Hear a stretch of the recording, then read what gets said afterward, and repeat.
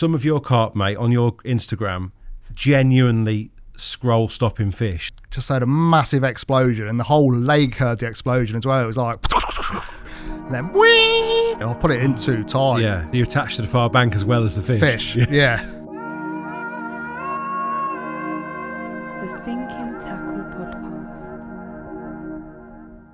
Welcome to the Thinking Tackle Podcast. Now, if you haven't already, you know what to do by now. Hit that subscribe and you will not miss an episode. Now, today we are joined by Ash Palethorpe, a man who, I have to say, some of your carp, mate, on your Instagram, genuinely scroll-stopping fish. So we're gonna talk a bit about that, but I want to start, Ash. You've come down from Leicester today.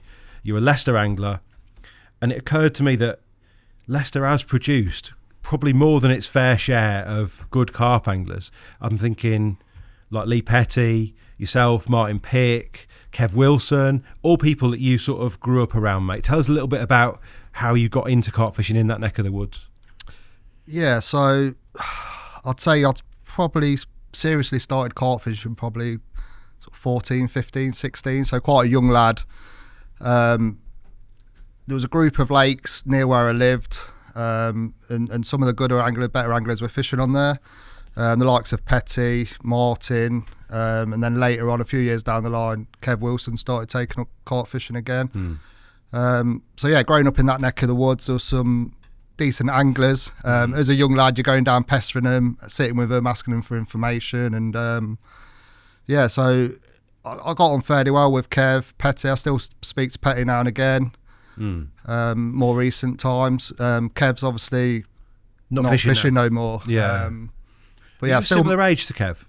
Yeah, Kev was a little bit older than me, which is going to be crucial when you go down south, isn't it? Because Kev could drive crucially. Yeah, Kev started giving me a lift down to Oxford. We're going to come on to that in a minute, though. 16 or 17 at the time, so I weren't driving, didn't have a car, but I'd say Kev was probably about 25 then, so he had a car and a van and what have you, so yeah. And we talked a little bit off air at the start. I mean, these are some close at least to some of the famous Leicester waters like Murphy's, which obviously probably not many people will know about, but it was a big deal then, wasn't it? Yeah, so I think that's one lake I've not fished in Leicester, Murphy's. But growing up as a young lad, there used to be a little lake like next door to it. And at that time, I wasn't heavily into carp fishing. It was more bream and tench fishing.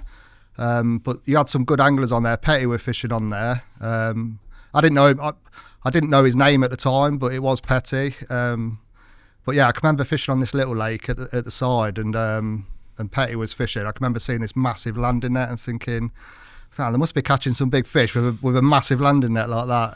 And he actually had a fish while I was fishing. It was probably 18 or 19 pound, but it was just enormous. And I can remember him having the run behind me, going to watch it. But I can remember seeing this massive fish in like gin clear water, thinking, bloody hell, yeah. So, and then you want some of that, don't you? You think, flipping out, I want to try and catch these carp, sort of thing. So, and at the time on that lake as well, you had Sean Harrison. And that was the sort of time when it went from tench and bream fishing to sort of carp angling. So going down, speaking to Sean a little bit as well, pestering him. It was on the sort of era where he was testing the whiskey boilers, which were like revolutionary, weren't they? That was his recipe, wasn't it? Yeah, they come out. I think it went mad, didn't it? In the end, everyone was like, whiskey flavoured boilers, what's going on?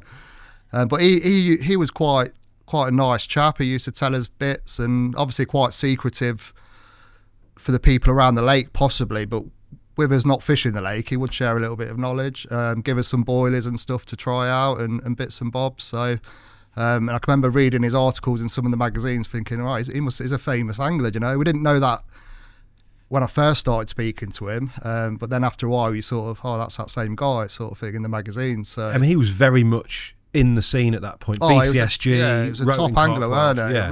Really, probably, a great angler.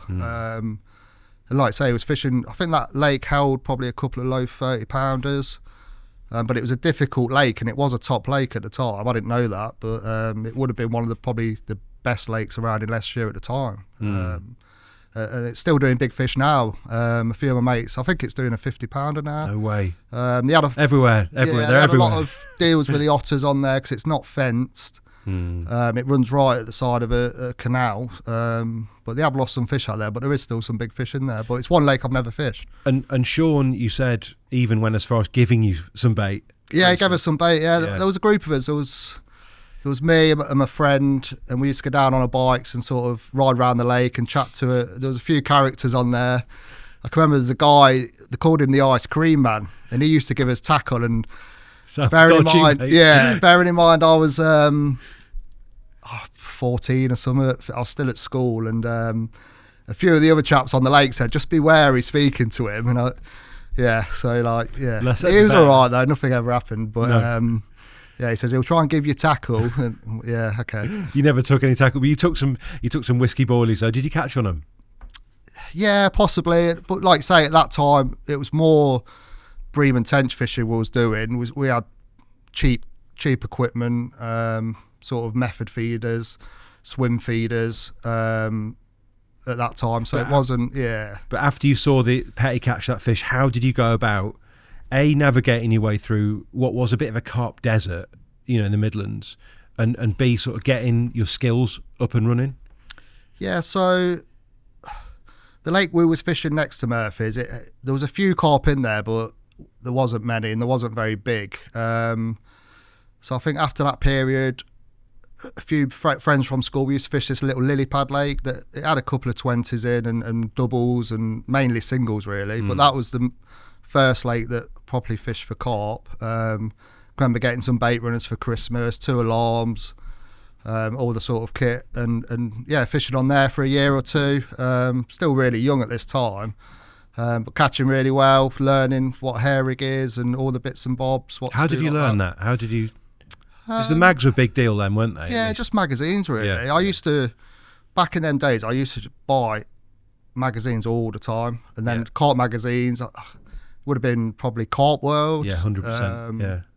Big carp mainly. Advanced carp fishing were probably a little bit later on.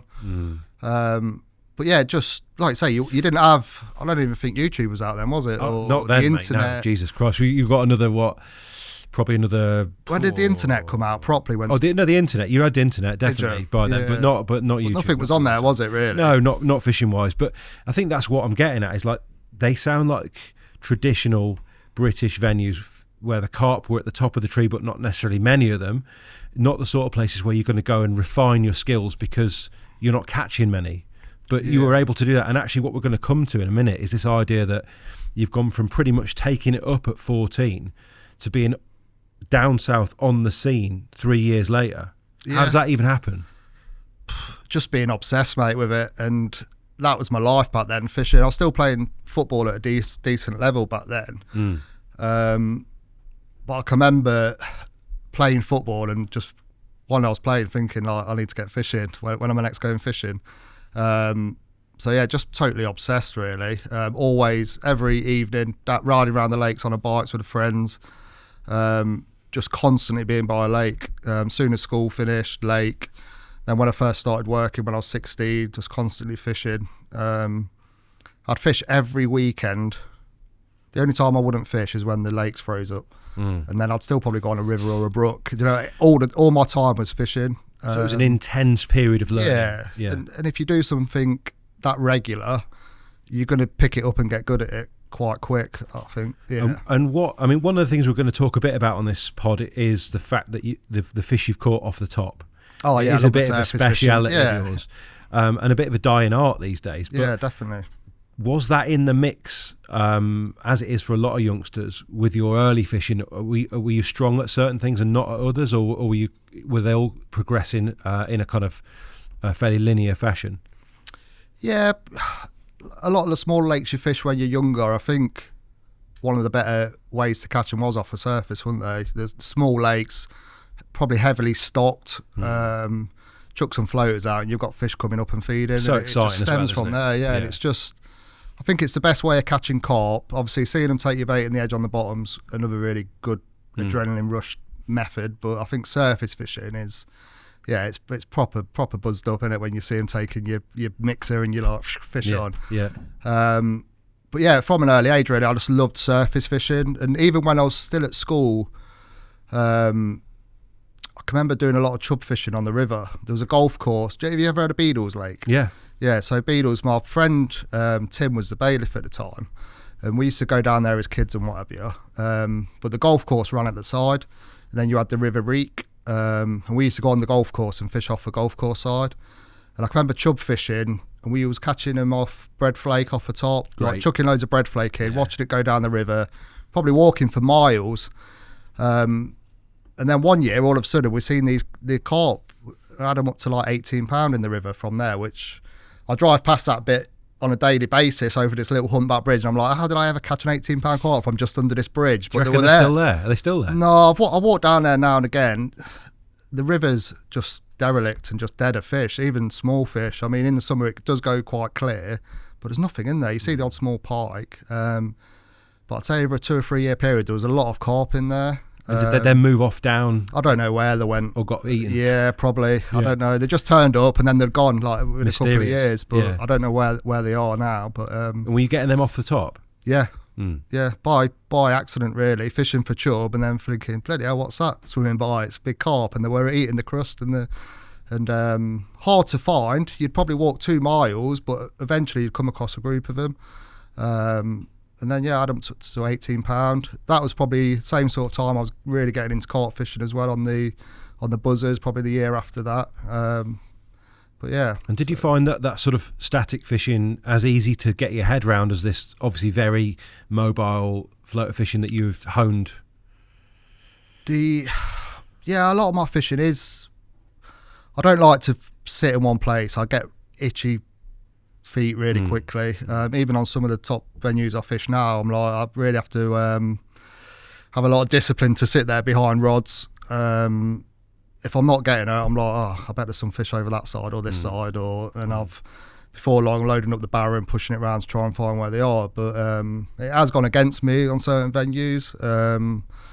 Definitely with like the bigger fish, where they've got sort of areas where they come out from, and I'm rushing around all different areas just to try and get a bite really, instead of being focused just for that one fish. But yeah, from a young age, even on the river, being mobile and trying to find the fish. I think it's always going to catch you more carp than it's going to cost you, that kind of thing. Yeah, it is. But I think some venues, you're probably not going to catch as many in this area, but sit there, and rod hours, and you will definitely get more chance of the bigger one. I have learned that over the years. So let's have a little bit of the context around how you ended up at 17 going down south. Yeah, so after fishing on them smaller venues with small carp in started fishing on the Winterton's complex. So you had the Tench Lakes, which were gin clear. Anybody could get a ticket for that. I think it was like 40 or 50 quid for a ticket. There was 3 or 4 lakes. Is that Leicester as well? Leicester, yeah. Don't know that one, yeah. Produced some good carp, the syndicate lakes did. But the small group of lakes, the waters were gin clear, lower stock. You could watch what the fish were doing.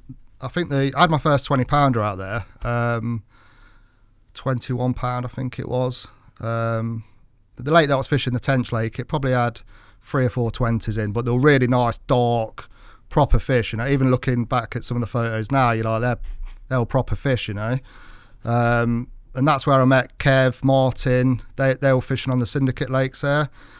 So I think I fished on the Tench Lakes when I was probably 14, and then when you fish on the Tench Lakes for a year, you got offered a ticket. If you was a decent guy and fitted in, you got offered a ticket on the syndicate, and they held 30 pounders, and I was like, wow, bloody hell. I was like 15, 16, 30 pounders, and that's where I met Kev. Petty used to fish down there a little bit as well, Martin. And one of the syndicate lakes did do a 40 pounder back then. Wow. It was special lakes. Did you get the sense that these lads were on a different level to you at that point? Like, could you learn from them? Yeah, definitely. I was still learning quite a bit, to be honest. It was a big step, them couple of years, from fishing lakes that were murky, where you couldn't see what were happening, heavily stocked, to fishing clearer lakes with lesser stock, and better anglers on them as well. More busier. And you're constantly learning. Were they open with you, these lads? I know you became mates and you sort of knew them. Were they happy to share? Yeah, definitely. Yeah, I think I've always found this throughout my fishing sort of life or whatever. I think if you come across well, you're not an idiot.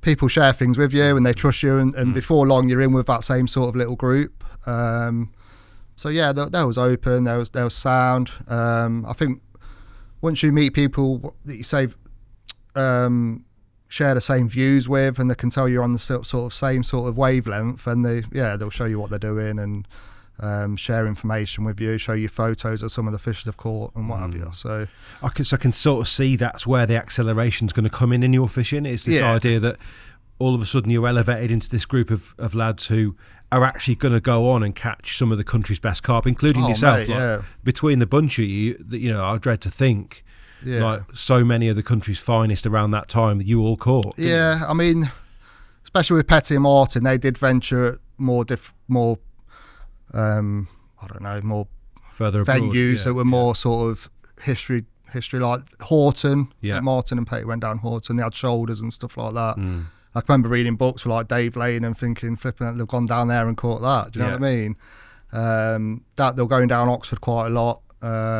So yeah, that was. And you and Kev, what followed after that? Was that a thing? Yeah, I think Martin and Petty had fished on Christchurch, down on the Lynch Hill complex, and then I think Kev sort of followed after them. Not by long, I think, because when I was down Christchurch, Martin caught Petals, so they weren't fishing it that long. They're probably fishing it for about a year or two before.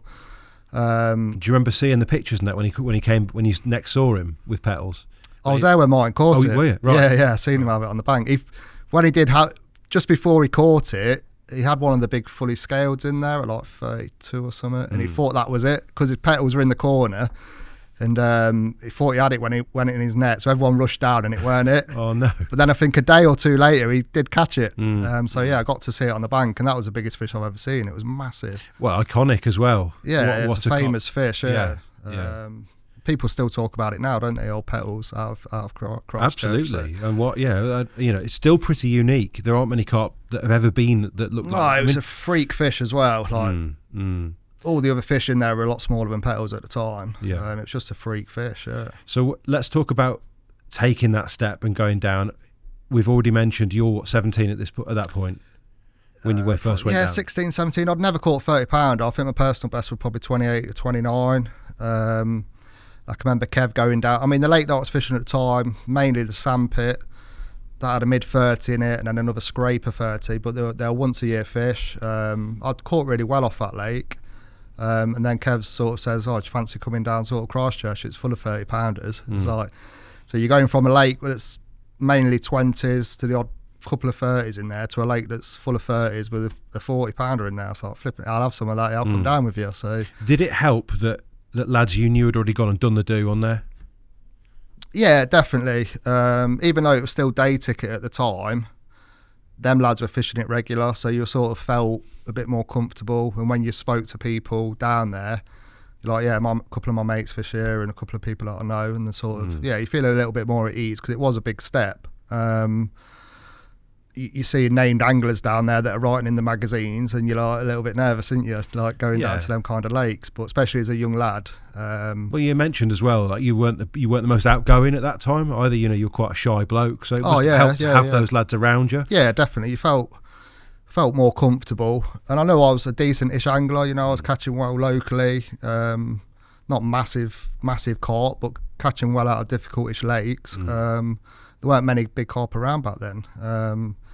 So yeah, I was. I know I'd catch them because Christchurch wasn't a difficult lake. It was a busy lake that made it difficult at times. But it was a small lake with loads of fishing. Ultimately, it's just if you could get on them and get in a decentish area.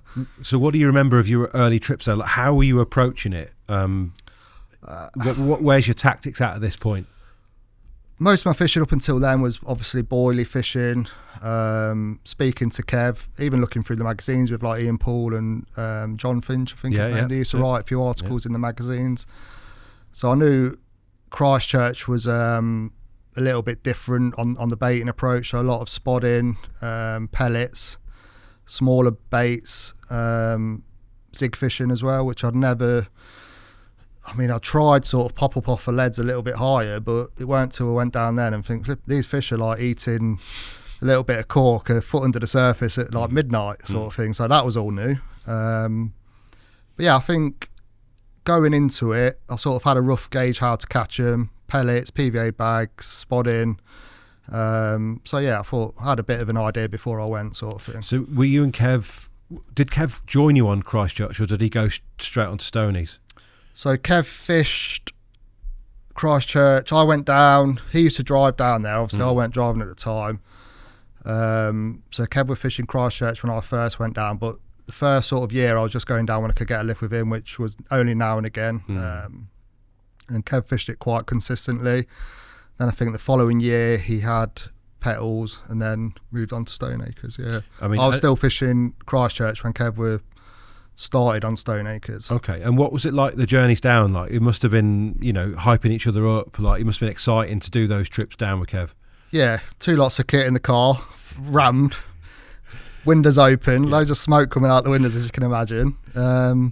Yeah, proper buzzing times. Really exciting to get down there. Was it early mornings? Would you head off? Or how did it work? I can't remember, mate. Really, you weren't getting them in the dark, sort of that kind of thing. No. I think when I went down with Kev, it was more. It was probably going down for like 4 nights, and I'd booked a little bit of time off work or whatever. So it was just the odd trip for like 2 or 3 nights, and then I probably didn't get down then again for another 4 months, and then Kev would say, "Oh, do you want to go down again?" sort of thing. I mean, and back to the tactics briefly. Like you say, it had this reputation as a bits water, didn't it? Definitely. It was all solid bagging, like a pulley and that. They'd caught those fish like that. How did that measure up when you actually first fished it? Like, what was your approach, and how quickly did you sort of get amongst them? Yeah, it was more. So I approached sweet corn gained a bit of knowledge from Kev. You want to try plastic sweet corn, single bits or half a boilie or a little bit of tiger nut. So yeah, the first everyone were catching on plastic corn. It was crazy, really. So yeah, first I remember getting down there first session. Me and Kev got down. The lake was always rammed, so you smaller then as well, wasn't it? We were talking tiny, before It still had the causeway. Yeah. I'd say there's probably 18 to 20 swims. I'm surprised they never had a 2-rod rule on. People using 3 rods, mental. And the swims were so tight. But yeah, first time I went down, I think me and Kev got there. There was probably 3 swims left. You had first come through the gate. You had Adam pedding in peg 1. So I was like, flipping out. Here we go. There was no one in peg 2. And then I think peg 3 or 4, or the trees were free. So Kev's like, I'm going down there. So the only swim really left to go was next to Adam pedding in peg 2. I was like, oh, flipping out. So, but yeah, spoke to him, says, oh, do you mind sort of going next door? He's like, yeah, jump in there. He says, if you don't go in there, someone else will. And that's how it was down there. You felt a bit guilty to start with, because I'd fished bigger lakes where you had a bit more space, and fishing that close to someone, you think you're taking the piss a bit. But that's how it was down there. You just had to get in where you can, really. So yeah, set up. I can remember getting the rods out. Really nervous to cast out because it's quiet. It's a small lake. You don't want to be spotted. You feel like you need to keep quiet, don't you? But got all the rods out, and then I remember first light on the first morning. The next morning, I've had a bite and a 30-pounder. So yeah, buzzing. Easy as that. Yeah, first fish out there, and that fish I caught my first fish. I think it was 31 something. Adam Penning took the photos. I can remember it going over his lines. It was like first light. I think he was still asleep. But yeah, it kited to the right, and I could hear his alarms going beep beep beep beep beep. And I thought, oh shit! So I quickly crank it in. It didn't drag his lines in, but yeah, landed one 31 pounds. So I was like, we've got a picture of that, haven't we? I think that might have, yeah. I think so. Just fire up the Christchurch stuff. We should point out at this point, you have got a lot more photos than this that we can just. These are the only ones we can get at the minute. So yeah, we've got a selection of some of the best though. Let's have a little. Yeah, there's a few there. Go on. So Oxford, Tobes. Yeah, go. So keep going. I think it's keep going. That one. That one, yeah. That one, that yeah. That one, mate. Yeah. So I don't know fresh face there. I look a lot different now. Well, I don't know. You see, it's you, but yeah, you're very sort of. Well, you're a young lad, aren't you? So, Yeah. And that is an old Oxford. I don't know if that one's still there. Don't ring any I don't bells. think so, mate. No. I ended up catching that a lot of times. It followed me around the lake. Really? Yeah. But we missed slightly, I guess. When you were under scrutiny, if you like, getting out the night before. What did you actually find out in front of you, and sort of how did you fish bags like on spod? Was that you just did the whole thing? Yeah, solid bags. Single bit of sweet corn. Yeah, shortish rigs. Supple braid, like a braided rig, folded inside. Not really. I think I was using snake bite back then. Still snake skin, snake bite. Yeah. So yeah, a bit of coating and then a little bit stripped off, but only short rigs, probably 5 inch, 4 inch, just in a small solid PVA bag. And inline lead? Inline lead, yeah, very small leads. For some reason, I don't know why. I think back then I would have had 2.5, 2 3/4 test curve rods, so really soft rods. So you chuck in, I used to use like an ounce lead, little cord inline lead. You used to take the hard plastic bit out the middle and put a soft one in. So yeah, just a small ounce lead. PVA bag, pellets, a bit of. Remember the meaty marine ground break in the tin? Yeah, that amazing. Was brilliant stuff. That was. Yeah. Lots of people would like that back. I tell you. Yeah, tin would last you ages, and it just used to get a bit of a crust on the top. Used to oily as you like, unbelievably really good oily. stuff. Yeah. But yeah, get the bags really tight, easy to cast, sink really well. So like a level of proficiency there that actually is probably the right level for that lake. You know, you're doing it right at that point. Yeah, tight baiting with the spod. I mean, spodding was quite new to me at the time as well, and the spods were pretty poor still back then. I think, what was the yellow ones called? Gardner pocket rockets. Yeah, it was the one above the pocket rocket. Yeah. Okay. You had the pocket rocket, didn't Boilie you? rocket, I reckon, something like the that. Dulux one, which were massive. Yeah. It was the one in between, and there was shit with a bit of polystyrene in the end. Yeah. Did you wedge the back of it with the meaty marine? Was that what you would to stop the spill? Yeah, I wasn't using them long, and then the ones with all the holes come out. I'm not sure if Korda did them or, but yeah, using them ones were a lot better. They'd come in a lot easier, less disturbance, a lot better. Yeah, feels like a million years ago that we were spodding, doesn't it? Now, yeah, you know, it's been. I reckon I saw recently Dan did a film where he was spodding again, so maybe it's going to be a bit of a revival. But they don't half cast well. Compared to a spom, I think. But, but I mean, I still, you know. Yeah, I use spoms now. Everyone does, doesn't they? They're so good. And especially on there, I was watching a lot of people spod out, and they're spodding hemp pellet, and like probably half of it's coming out on the cast and dropping halfway out to the spot. You know, that's quite regular to see on there. Were you able to prevent that? Yeah, I just used to mix a bit of ground bait up or wet a little bit of pellet and just. Like dead easy to do, and you ain't got loads of bait halfway out to your spot sort of thing. Did you ever do that whole thing where you can sort of pat it down and just tease it back to the float and let it down? Yeah, do that and then just give it a few like little whips, because it'd take a while. You used to watch people as well that'd plug it, they'd chuck out, but then they'd wind it in straight away, and half it's probably still not come out yet. So yeah, I used to be quite conscious of things like that even earlier on. Just leave it on the spot, even if it's for like 10-15 seconds. Give it a little bit of a twitch and just make sure all that bait's gone down. And what did what was a spot? What was a spot on Christchurch? What did you... Back then, mate, it wasn't very weedy at all. I think you could probably cast more or less anywhere in the deeper water and it'd just be clear. It's just fishing areas, really, you know, nothing... So you just chose somewhere between you and halfway? Yeah, that's pretty much it. Easy fishing, bit of a lottery. But yeah, I mean, the swims are really tight, so you didn't have loads of options. Just fish straight out in front, decent, comfortable range, get everything tight. And that was pretty much it, really. Yeah, just make sure you're doing the little things right. Yeah. Like just mentioned then with the spod, make sure all your bait's on your spod. And that's what I mean for like a 17-year-old that's never fished outside of Leicester. You're putting out a really tidy bag with a rig you've thought about, and you're interested in accuracy with what bait you are getting out there, which is pretty impressive. Like, I know I wasn't that good at 17. And back then as well, it was marker float, so you get a marker float out first, because you never had wrap sticks or anything like that. A few people later on, I was watching them walk their lines down the bank and just stick some sticks in or whatever. But then you had other anglers all the way down. You know what I mean? You didn't. So how did you make sure your solid bags were landing on the spot then? Were you having to do it? Yeah, by cast out eye? first. Oh, clip. Yeah, cast out, put a marker out, find your area, cast the rods out, just Use with a your lead line on, clip. Yeah. line clip, and then a bit of pole elastic as well, just in case So you got one. what if you got a bite in the night? Like what? pole elastic? Oh, the pole elastic. yeah, Sweet. Yeah, pole Got it, elastic yeah. on, Yeah. and then just cast back out, get the pole elastic, clip it back up. So the confidence you must have got though from a first night bite. Yeah, I was buzzing, mate. And you caught next to Penners. And you yeah, had to come down in the helped photos. take the photos with Kev. Yeah. Yeah. I remember Kev saying that's not a 30-pounder, and Adam Penning's like it is, because when we weighed it, because it's quite a well proportioned bulky fish. It didn't look massive. Do you know what I mean? When I got it in the net, I thought that's a decent one, and then when we weighed it, it was like 31.10, I think it was. And Kev's like, sure he scales it? I think he even probably got his other scales and checked it, but it was, and I can remember that session.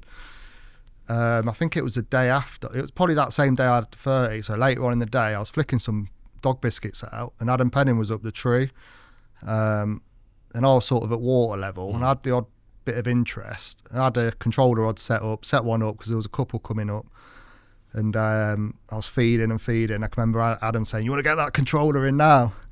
And I was like, "Okay." And Petals were out there feeding straight away, so I had a chance. You never know. A bit of luck, I could have had that fish. Could you discern which one it not was? From bank level. Because that whole hump was pretty... Yeah, but there was a few in there like that, you know. There was a few high-backed sort of mirrors, 30-pounders, which looked similar. I was quite low to the water sort of crowd, because they were quite close in. They were only just off the shelf. And I was like crouching down, so I was quite low level. Quite a renowned float of water in the end, wasn't it? In fact, Petals got caught a fair bit off the top. Yeah, I caught it off the top in the end. Yeah. It liked its float. I think I lost it as well the year before off the top. I'm pretty sure it was that one. Yeah. Any other sort of highlights from the trips that you remember of those early ones? I can remember having that trip. I can remember, like I say, it's a long time ago now, but I can remember going in the autumn and fishing the same swim, and having, I think I had a decent common just under 30, and I had one that were later known as single scale at just under 30 pound, which were epic fish. We've got really that one, nice. Tobes, I think. Yeah, I think that one's on there. Yes, I feel like that one might still be there. I don't know. I think I'm a bit it out was. of touch with it now on there, but when a lot of the sticky boys were fishing it a few years ago. That one, yeah. I can remember it. Yeah, that's the one. It's a mint fish, isn't it? It's they're sort of, you've got a couple of different, not strains, but types of carp in Christchurch, haven't you? You've got some of these deeper leathery ones. Yeah. Of which he is one. Yeah, mad fish, really. Sure. And that one was off the deck? Yeah, off the bottom. I think that was November time. That was on Pepper Army, I think that one was. Really? Just a single, because not much were happening there. You didn't want to pile loads of bait in that time of year. I think I caught that one on a stick, a meaty marine ground bait, just a little stick, a little bit of Pepper Nick Army. Hellier style. Yeah, similar to that. That's probably where I've seen it from. And the hat as well, like, you know. I tell you what, I wore that hat this year. Yeah. On the lake that I was fishing, and I said to my mate, I said, I've had that hat for probably 24 years and it's never been washed. And he's like, you tramp. But yeah, I've still got that. I'll be wearing that this year. Yeah. It's never been washed. It's never seen the inside of a washing machine. So. No, it's obviously, mate, it would definitely ruin its aura if you wash it. Oh yeah, it's staying in my bag. I'll have that until I'm 60, definitely. So the little stick with the little Pepper Army. Yeah. And what are you doing still on the snake bite at this point?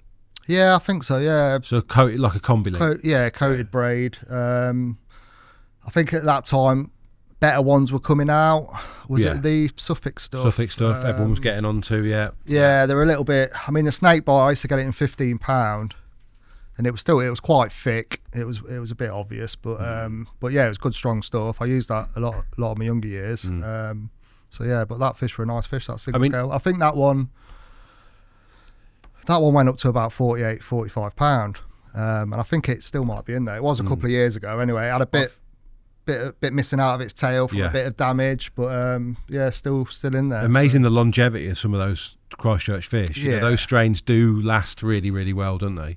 Yeah, definitely. There's not a lot of mention of boilies here. Are you just having to are you mixing and matching with the ground bait, the pellet, the corn? Yeah, just a bit of a mixture really. Not too much corn because it was yellow corn's quite obvious and a lot of people were using it. So a few grains of corn mixed in, good quality pellet, a bit of hemp now and again. But yeah, no boilies really, to be honest. I didn't really use that many boilies on Christchurch. At that time, yeah, I tried boilies now and again. What were you using at that stage? I can't remember what it'd be now.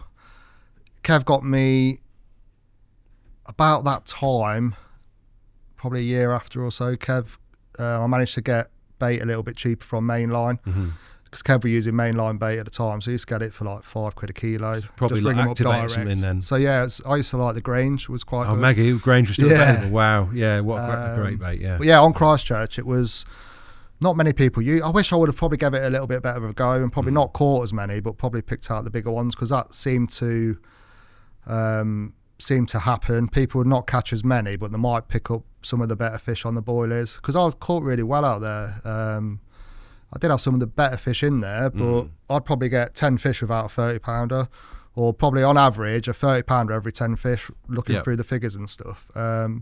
Yeah, some people have come down and they'd have 3 bites, 3 30-pounders, and they're just probably doing something slightly different. Do you think sometimes, like those, when you've got those cultural sets of tactics that everyone uses, like this is the rule on here, you get dragged in there, yeah. and you obviously that happened. I did, yeah. And yeah, it's one of those, isn't it? It's usually when you go onto a lake that you know nothing about, you probably don't know anybody that fishes there. You go with your own approach. You seem to do well because I'd already had that tip off prior knowledge. I sort of fell into what everyone else were doing quite early on. But it caught. You know, I tried boilies and I'd not catch anything. Like I'd probably say if I'm doing 3 nights, I'd try boilies for 2 nights, not have a bite, put plastic sweet corn on again, and my normal approach, and you get 2 or 3. You know. So did anyone fill it in back then? Yeah, they used to put a decent amount of bait out, but not. Yeah. I just wonder what would happen if you fished over 10 key boilies. You know what I mean, or something mad. Yeah, I think Gaz Atkins. I'm good mates with Gaz. Yeah. And I met him down Christchurch as well, and I still speak to him. Like the summer just gone, we're speaking every week when I was fishing. He was down Dinton and I was fishing on the Port Lake that I was fishing, and voice messaging each other, sharing photos and stuff. And I can remember Gaz, he just stuck with the boilies on there. I can remember he caught some of the better fish using boilies, big boilies as well. And you have got at that period, it is a bit of a who's who, isn't it? Down either, I think you said that Terry Hearn's capture of Petals was like the one before you. Like you had Penning on there. Like it was a bit of a melting pot. I think Adam that was still when it was on sort of day ticket-ish. And he's obviously at that point living in Oxford, so you know. Adam would, It's a local somewhere to flit onto. I think Christchurch was probably just a lake. Had a few big ones in that. He didn't do loads of time on there, but just do a few nights. When he was down that session that I caught the first 30-pounder, he says, I'm just going for a wander for a few hours. Can you keep an eye on my kit? And I was like, yeah, sound. You know, I've been chatting to him during the session. He was going to the Big S to look around there and bait up, which I didn't know about at the time. It was only later on that I knew there's a massive lake just over the road and it's got some whackers in it. Exciting times. But yeah, so he trundled off. Then about 2 hours later, I was just in the bivvy and I could hear loads of commotion, and the squirrel had dragged his boilie bag out of his bivvy, chewed it all up, and there was boilies just all over his swim. I was like, oh shit, I'm supposed to be looking after his stuff, you know. But he was sounding. He come back and says, oh, the squirrel's been in your bivvy, mate. Had all your boilies out. But yeah, he was sound with that. But yeah, what about so your own angling on there from that point? Was there a moment when you were like, I want to catch Petals? Yeah, I think initially it was a lake full of big. I mean, you had Petals in there that was a mid 40. The next biggest fish were probably 35, 30. I think it was a fish called the orange fish at the time, and then all the others were sort of between scraper 30 and 34. Most of the 30s were. So initially, yeah, it was going on there. You knew Petals come out a lot in the summer. It'd get caught a lot of times.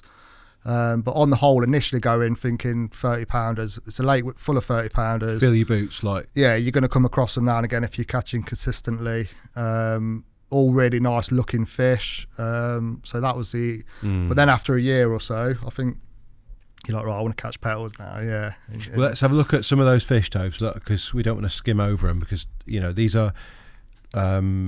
mega ones like that. Hang on, Yeah, so they're Stoneacres. Stoneacres. Keep going.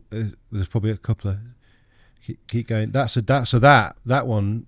Where does he fit in? Is that Scar, right? Yeah, that was Scar. So that was. Which is I don't know if it's probably still the biggest in the lake now. I Is guess it still in there? I don't. The last time, like I say, you used to see loads of photos, didn't you? Yes. A few years ago when Scott Lloyd and Adam and it was pushing up Smith. Sticky Ball, Adam Yeah. Smith, yeah. Well, even more recent than that, certainly after that. But over that period, there was a lot going on social media, weren't there? And I think that one went close to £50. Yeah. Not sure if it did go over 50, but it was a couple of ounces under when I seen a photo. Yeah. Of it, yeah. Looks quite different there. I mean, it's a lot more chocolatey these days if it's still about. But yeah, I caught that twice. That was the first time I caught it. And I think it was £35 there in November. Fish really tricky then. I went down with 2 or 3 mates from Leicester. A good mate, Mark, who I fished with the other week, and my mate Finley. And I think it fished difficult. We went down for like 4 or 5, 6 nights or something, and I think that was the only one we caught. It was fish. There weren't much coming out. It just got really tricky. People putting bait out, but nothing getting caught. But yeah, I had that one. That was a really nice fish. This was the bit you pointed out earlier when we were looking at these, that the bank over your right shoulder is just mad for anyone who's not seen Christchurch back in the day. Do you know what is going on there? It's like a ski slope. The bank, the causeway. Yeah. So that bit was no fishing. So the swim I was in here.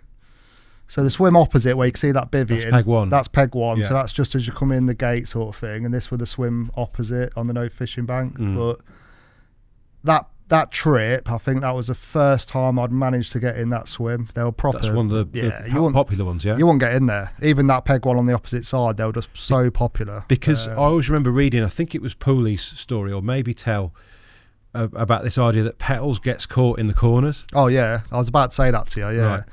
I'd say.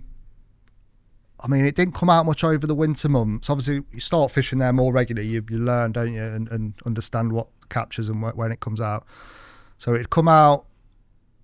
It won't come out much at all through the winter. I think it got caught now and again. Lee Collins had it in the winter, I think, but it wouldn't do many captures at all through the winter. As soon as April comes, as soon as it come out the first time, I've been down there before for 11 nights. It's come out twice while I've been there. That's what it was like. Right. It come out a lot. Yeah. It come out every week, 2 weeks, 14 days in between captures. It come out a lot from April till September, then it'd disappear again. Probably for the best, really. Yeah. But it was well looked after. It looked, I mean, when I had it, it started to look a little bit more older and ropey. But yeah, people looked after it. It still looked brand new in a lot of captures.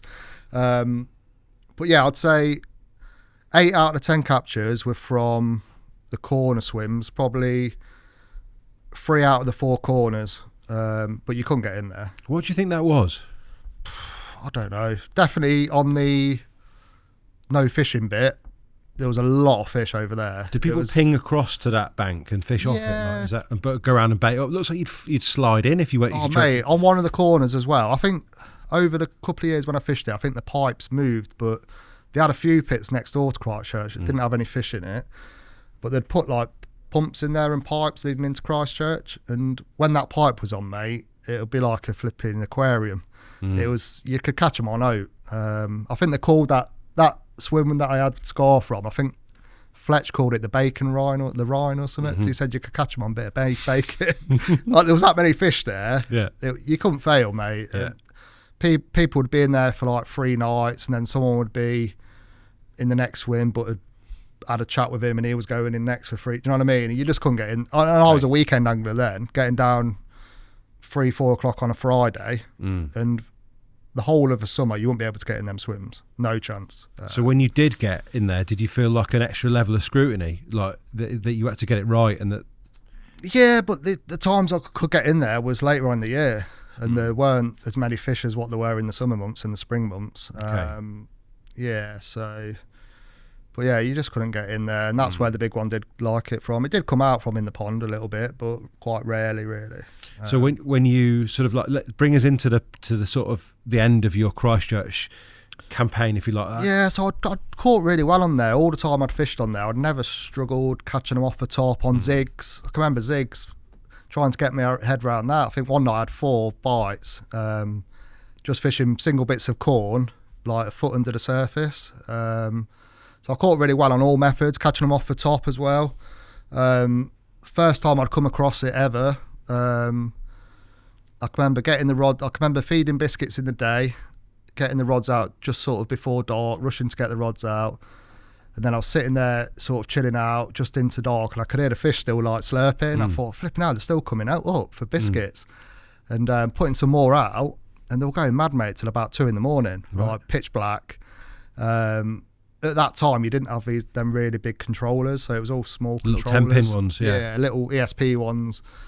And I did catch a couple, but you know full well you're getting a lot of takes, and that they're not hooking themselves. Really, I should have put a lead on with an over depth zig, really, thinking about it now. But yeah, all sorts of methods. You also like touch ledgering from it. Got the controller. You could see the rings and them slurping. You could hear them. They're going mental, but you're waiting for that rod to rip off, but it's not happening. I did catch it. Eventually, it did rip off a couple of times. I caught a 30-pounder doing that, middle of the night. And I got them feeding quite a few times like that up until like early hours of the morning.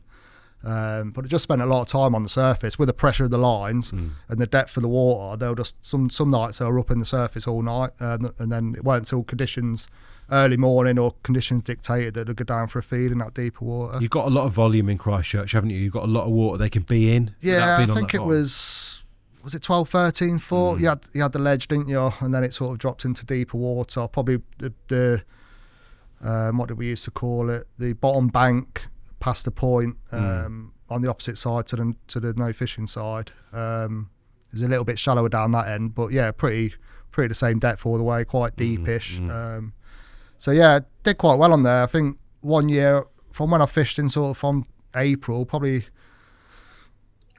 I think 1 year I didn't blank on there till later on in the year. So always, even when I couldn't get in a decent area or when I'd probably struggled, I'd always get that last minute bite or manage one off the top. And I think 1 year, didn't blank till sort of really late on in the year. So always, I think even if you got a rubbish swim, if you got your rods out mint, you'd always have a bite within a couple of nights usually. Early morning you'd pick one up.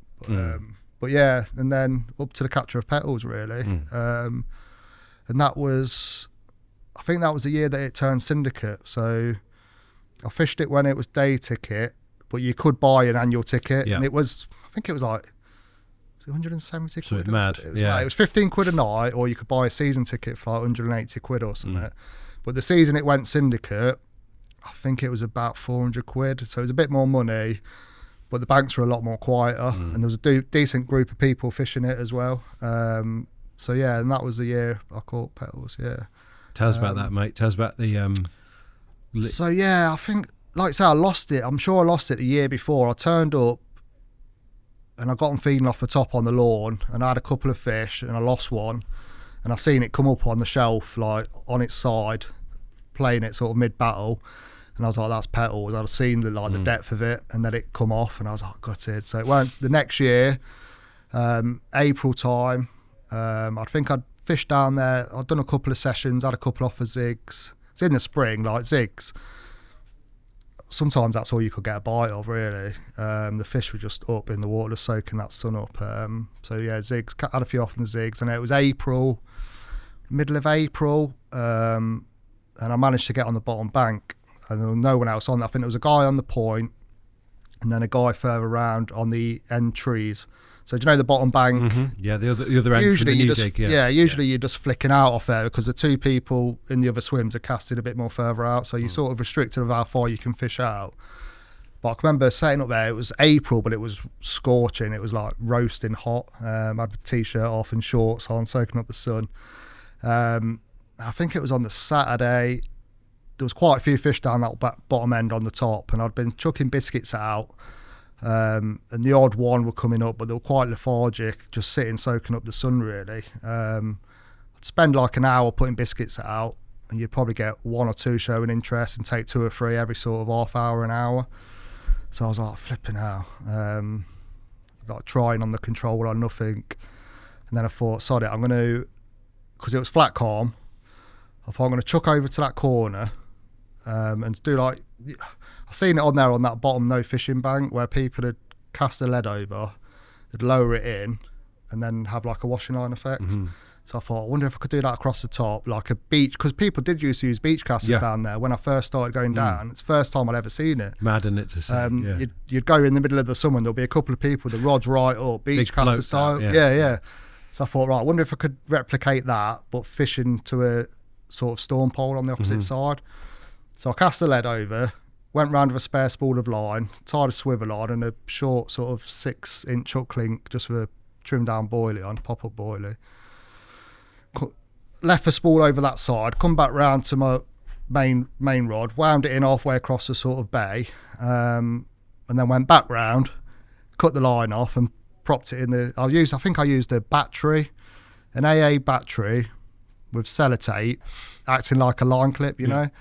So I clipped the line in the line clip, probably too tight, and we'll get to that in a little bit later. So just to clarify, you've got your line going back towards the corner, which is the bottom bank, which is attached to another bit of line that you've now cut off. That's propped in the clip. Is that right? Yeah. So basically, I've got my line going halfway across the bay now to a swivel, and your rig coming down. And then another length of line. Trimmed off, cut off a spool so in the clip. Out. That was the idea. Yeah, get it all set. I could leave it there for 3 or 4 hours. Have a chill out. There's still the odd fish coming up, don't forget, and but they're being really tricky.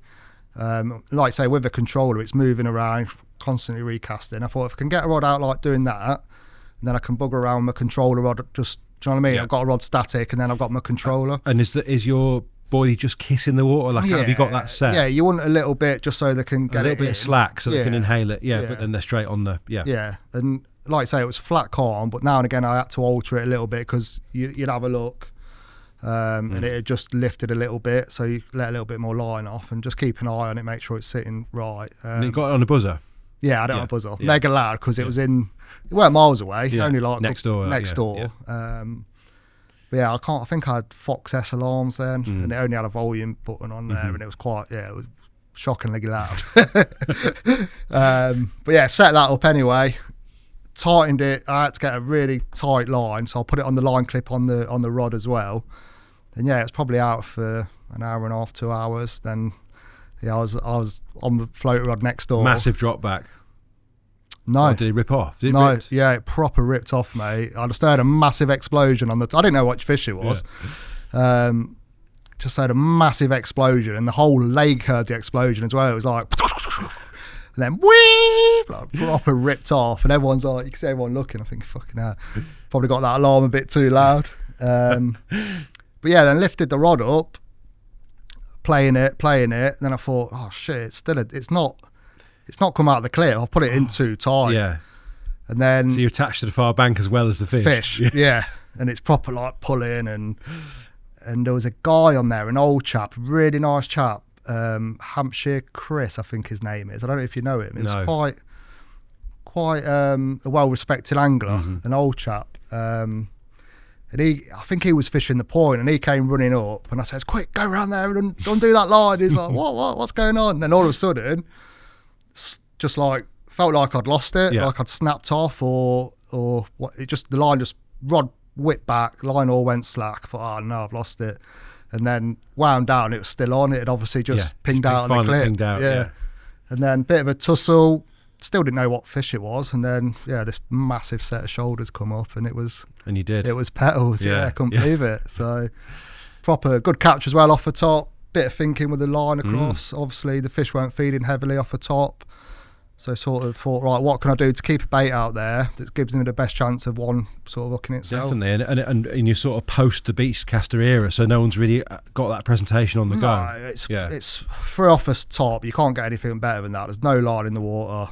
Once it comes up and puts its lips. No wonder it exploded, is it? Oh yeah, like he was so pissed off that it mugged off royally there, wasn't it? Yeah, so, but it did like a float. I say it come off the top a lot. Were you feeding round your rig or just leaving it fishing single? No, not that one. Yeah, there was a few biscuits spread around the swim, but like I say, I was putting a few out and nothing had come up for half an hour. Then one would take 2 or 3 in quick succession, and then nothing again. It was really tricky, you know. It's just getting that look of when one does come up and take a few, your rig's in amongst it, you know. But it was hard with the controller. Go on, it's down. We keep going down. Tobes off. Yeah, that's it. Yeah. Pictures are not great, but beautiful fish. Yeah, mate, I mean, it's a unique fish. Yeah, I don't know what was going on for its tail there. I had a little bit of a growth on it, I don't know if someone had snapped an hook in it and hooked it or what, but that appeared on it. I think they just come up and go down, don't they? Those sort of things on carp. But I mean, mega fish. For people, if people don't know Petals, and for those who are listening to this and not watching it, mate, could you just describe that carp for us? Like what it... Oh, it was mental. I couldn't believe it when I caught that. I was over the moon. Yeah, huge shoulder. Yeah, big shoulder. I remember that coming up and thinking. I knew them big scales on the top of its shoulder, just sort of on top. Big slabs. They're what come up, and I was like, I knew what fish it was straight away. It was massive scales on it, and it looks the rest of the scales, hence the name. It looks like they've just been thrown at the flank, doesn't they? And just stuck fish. Where they lay. Yeah, really nice fish. Very, very deep. Was it wide fish as well? Yeah, wide and deep. Yeah. And how big there? I think it was 4. It dropped a bit of weight there. So usually it was a mid 40, 46, 45. Consistent, wasn't it, as well? Yeah, I think it went up to 48, 49-ish. I think Lee Collins had it at 48. But yeah, it dropped a bit of weight there. It was 42.5 pound or something. But I won't bother. First 40 pounder. And if it would have been sort of 39, you would have felt a little bit cheated. Yeah. But if it was over 40, I mean, that was my first ever 40. Did it ever drop spore? Is it a male fish, do you think, that one?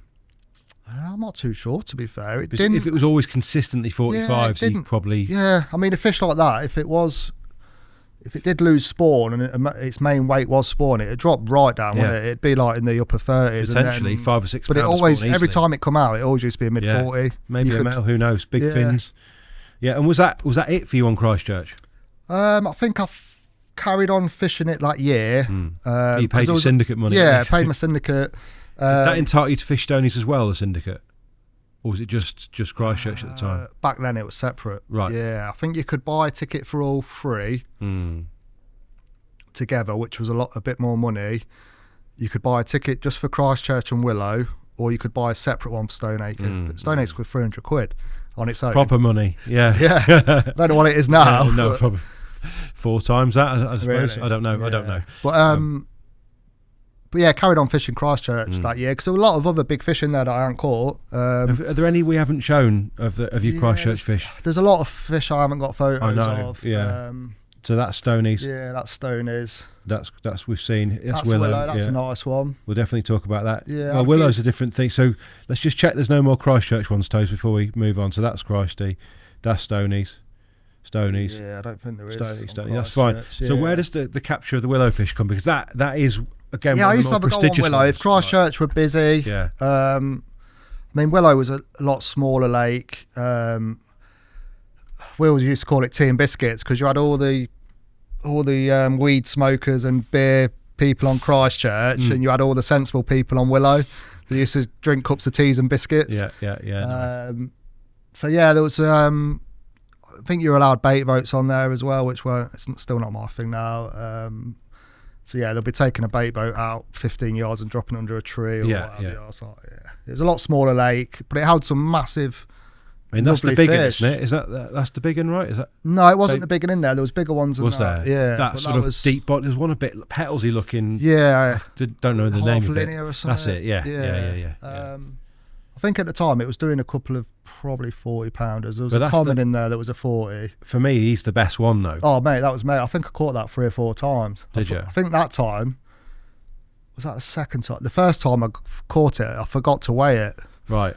Did mid 40 in the end. I'm not sure how big it went. Yeah. But yeah, beautiful fish, massive mouth on it. Looks like a horseshoe carp. Looks like it literally could have taken that out of horseshoe in the 90s and that's it. Yeah. I'm sure I had that 3 or 4 times, that one. Yeah. About 34, 35 pounds. How did you catch him out of Willow?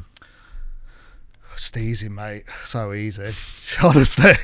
It was like fishing, I don't know, small little boys. Well, it's easy for you maybe because how did you make it? It was a tiny lake. I mean, that one, all I was doing is underarm flicking a PVA bag towards the reeds. Okay. You knew fish were there? Like, had you seen them there? Or the lake's that small and there was that many fish in it. Yeah. Your buzzers wouldn't sit still. Right. Mental. 2 rods down to the left. I was fishing a little corner then called the reeds. Literally underarm flick, PVA bag out. You'd probably have a £3 roach, then you'd have a £2.5 rudd, and then you'd have a small double-figured carp. Yeah. Your bobbins wouldn't sit still. It was there was a lot of other fish in there. So they had to get on with it and eat, otherwise they weren't going to get anything. Especially if the roach are eating all the bits. Yeah. But yeah, it's a mad place. Not difficult. There was a lot of smaller fish in Willow, a lot more doubles, a lot more lower 20s, but it held some beauties like beautiful that. 30-pounders as well. Yeah, I think one trip in the Reeds, I think I had like 3 or 4 30s in a trip, some really nice ones, really nice linear. Tangos? Was that? Yeah, that was in there. I don't think I caught that No. one. But yeah, nice little lake. Some massive roach in there as well. I used to get a roach syndicate on there in the winter. That's right, I think there was roach in there, probably just a couple of ounces under the British record. And you'd used to catch them, you'll catch some massive roach and rudd. And I was like, flipping, what's this? But you wouldn't weigh it. What do you reckon? You had 3 pounds? 3.5 pounders, yeah. Yeah, there was a lot in there as well. A lot of big roach in there. You wouldn't get them on the reek. No, probably not. No. But yeah, I mean, if you caught them by design, they'd be mega fish. But obviously, which lads did. Yeah. You used to have. Was it Terry Lampard, a proper specimen angler? Yeah, Steph Orrick, and yeah. they used to fish there in the winter. Yeah, proper specimen anglers. Special place for the roach. But obviously, fishing for carp and coming across them, it's not the way to do it, is it? Really? So. No. Now, obviously, with the line drawn under Christchurch, and you've had friends go next door onto Stoneacre. Was that the logical decision, or was it something you really wanted to do? Like, what was the thought about moving over onto Stoneacre? Yeah, that was the next step, really. Obviously, I'd had Petals. I still hadn't caught quite a few of the different 30-pounders in Christchurch, but yeah, over on Stoney's, a few, say Kevin and a few others have started fishing it, and it's a mega lake, isn't it?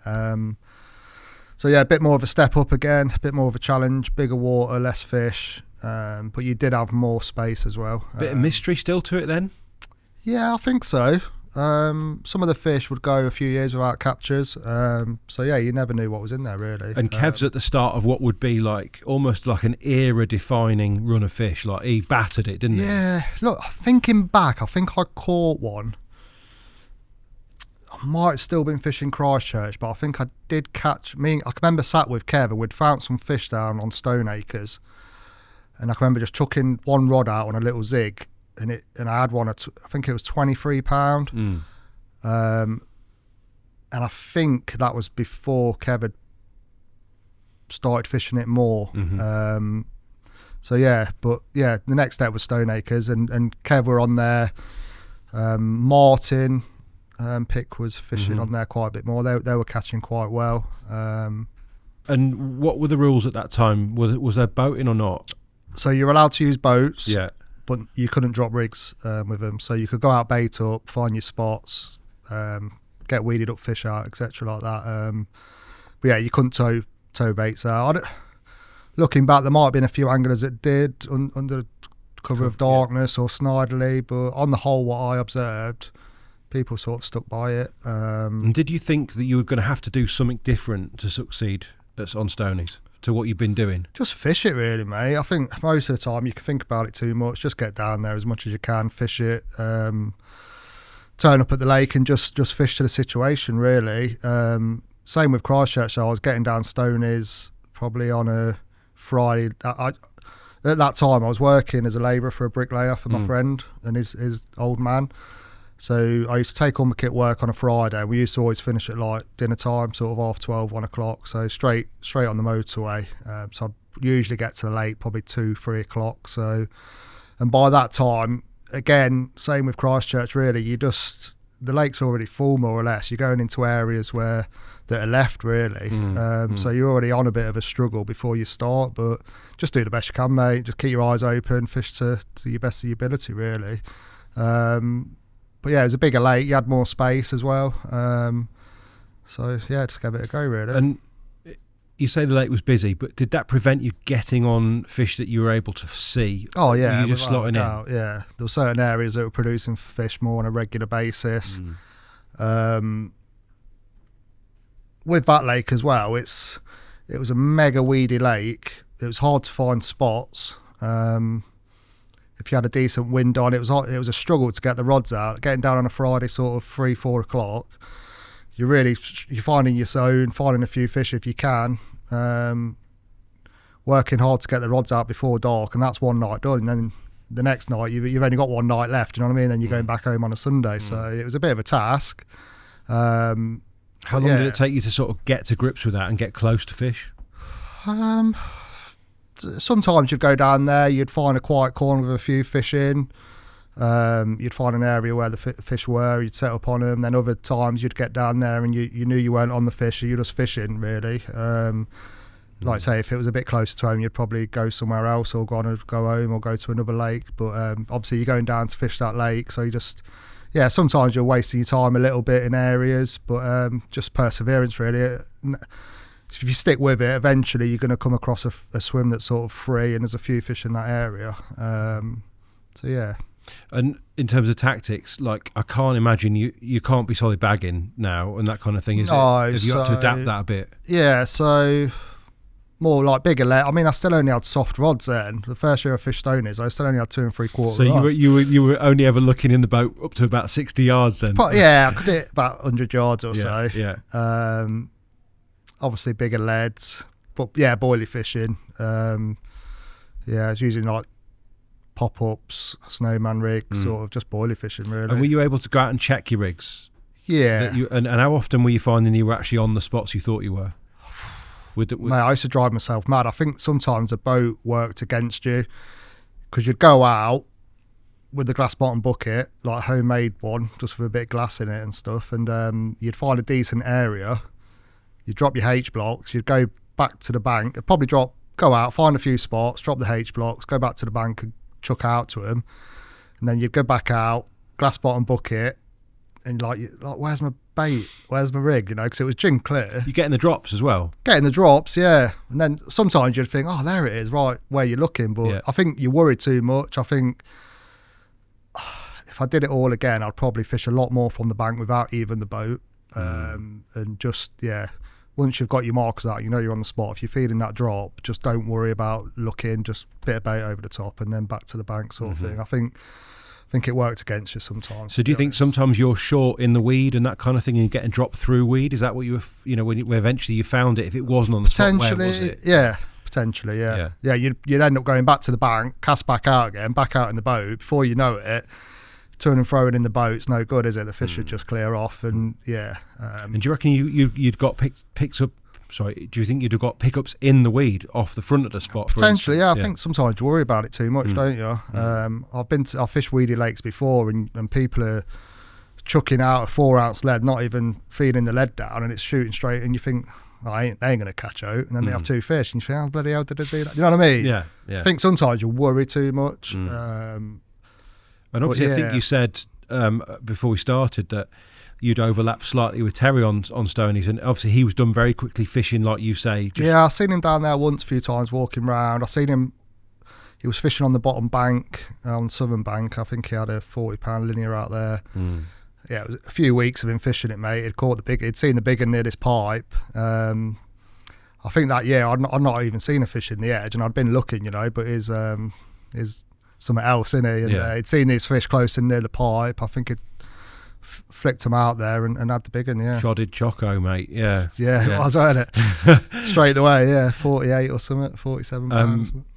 I mean, were you able to sort of have an idea of what you'd like to accomplish at Stonies, like when you started out? Yeah, was it likely to be a campaign that you were going to stick with? I knew it was a difficult lake. I knew because at the time, being self-employed labourer bricklayer, and I worked with my friend and his old man, we rarely took holidays, and if you did take a holiday, you weren't getting paid for it. So it was mainly, time was a struggle. It was mainly weekends. So springtime, summertime, back end of the year, obviously coming down into dark and stuff, just doing a couple of nights or a night. So I just fished it through the summer for a couple of years, really. And when I did finally pull off there, I think I'd like a little mini recession had kicked off, and I'd lost my job. Well, was that sort of that 08, that big? Would it have been as late as that? Yeah, probably that sort of time. And I think I'd got a house as well, and I was in and out of work doing the labouring. I just couldn't, and the ticket went up, and I just couldn't afford to go down there in the end. I would have loved to have fished it for a few more years. You did walk away with like couple of absolutely. Belters. Yeah, I did well on there. For getting down fishing week, I think one year I had like 12 fish or something. Then I think the year after I had similar sort of fish. So I did all right, I caught decently out there. A few of the smaller ones, but I didn't have any of the massive big ones in there. But I had them up to sort of £37 or something. Well, I mean that fish. shot is now I don't know if it's baby choco or mini choco. I can never remember which the difference between. But pop that one up, Toby. It's the first one. It's just it's a sick shot, mate. Yeah, that is a mint fish, isn't it? Is that out of calf? That's out of the calf bay. Yeah. See that drum thing? Like a bit of a pump. The pump was on that, weren't it? A little pump house. But what are your memories of that? Because that is a sense. It still is a great carp. Yeah. Warm. I think I'd seen a few fish in that bay. You could observe them in the snags near the calf. When I first started fishing there used to be the guy that cooked the breakfast. He used to have one rod in Calf Bay out every day. Yeah. So nobody used to fish in it really. Yeah. And he had the pictures up on the wall of the ones he'd caught over the years and stuff. But yeah, by that time they'd left and new sort of people had come in. But yeah, just seen a few fish in the bay. You didn't always see them in there. You'd always have a look when you pulled up in the car park. But on this particular day, when I got down, there was a few fish in there, so I had to go for them. How did you fish it? Just easy fishing, really. Underarm flick over to the far bank where you couldn't fish, really. There was a bit of that little pontoony thing. Yeah, there was a pontoon there, and then some snags. So fishing locked up. I did lose one before that capture due to a hook pull. I had it on for quite a while as well. It went right out into the open water, weeded me up, and then just about to go out in the boat and the hook pulled but then I had that one probably an hour later. But I can remember with that one, I was fishing locked up to the opposite bank, and I was just looking, and there was a tufty, or it must have been a coot right over my spot, and exactly where that rod was, and it dived down. I had like 2 or 3 bleeps, and I thought, flipping thing like that, and I was like, psh, psh, and it popped back up, and then went into the bush, and my alarm was still bleeping. I thought, then it was, you know what I mean? So folded over. Yeah. And that weeded me up again. The fishing stone is, like say, 90% of the ones that I had you'd hook into them and they'd just charge off at a silly rate, strip you, weed you up, and then most of the time you'd go out into the boat and sort of land them. But yeah, that was a special fish. That was. I think that one's still in there now. Probably does mid-40s or something. Yeah. Probably. It's a great pick. Pick as well. I was a lot fitter then though. Look, had some right guns. Going down the gym then, mate. Yeah. Labouring and down the gym. I suppose labouring ain't going to be a pick on you, is there, if you're labouring? Yeah. Job-wise, I mean, before we move on, obviously you've worked in the fire service for a long time now. Like, when did that start to come in? I think you said was your dad? Yeah, my dad's been in the fire service for he's only just retired, so he joined in 1989, but as an on-call firefighter until 2013. Then he got the local station where he worked closed down, then he got a whole-time job, and he's just retired now. So yeah, with losing my job as not doing the bricklaying anymore, I got a job. I've always worked. Even if I've been out of a job, I've always agency work or just something. Grafted, I've never been without a job. Like I say, mum and dad always worked, and as soon as I left school I got a job. And I worked at a factory probably about the same time as I finished on Stoneacres. Really low pay. I think I was coming out of £900 a month, and I had a house at that time as well, and I was like, nothing left, mate. Couldn't even go fishing, you know. No fuel money in that. No. Then my dad says, right, the local station that was on call station, they were closing it to build a brand new whole time station. And he says all the people at the station are getting redeployed to whole time. So he says, if you're going to get in now.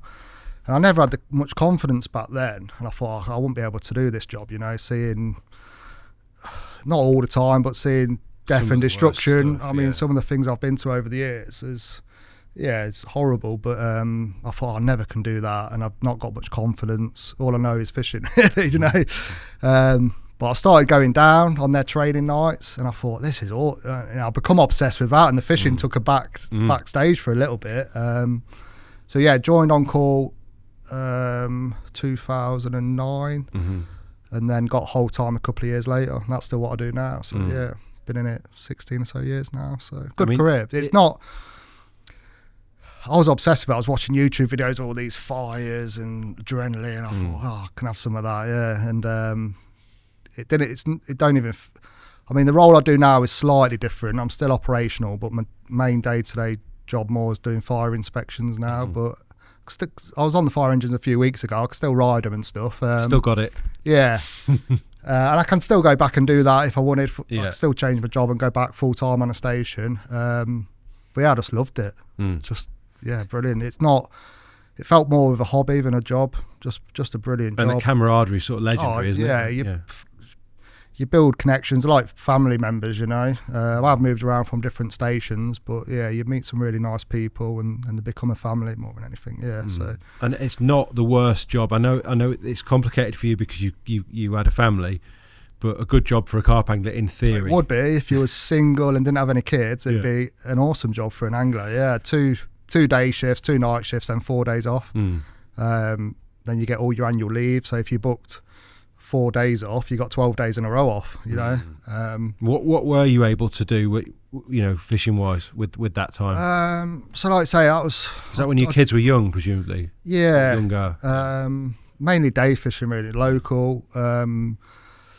Say I'd finished on Stoneacres, and then not really travelled that far down south. The lake I fished last summer just gone's a bit more out the way and a bit more down south, but that was pretty much at the end of that road.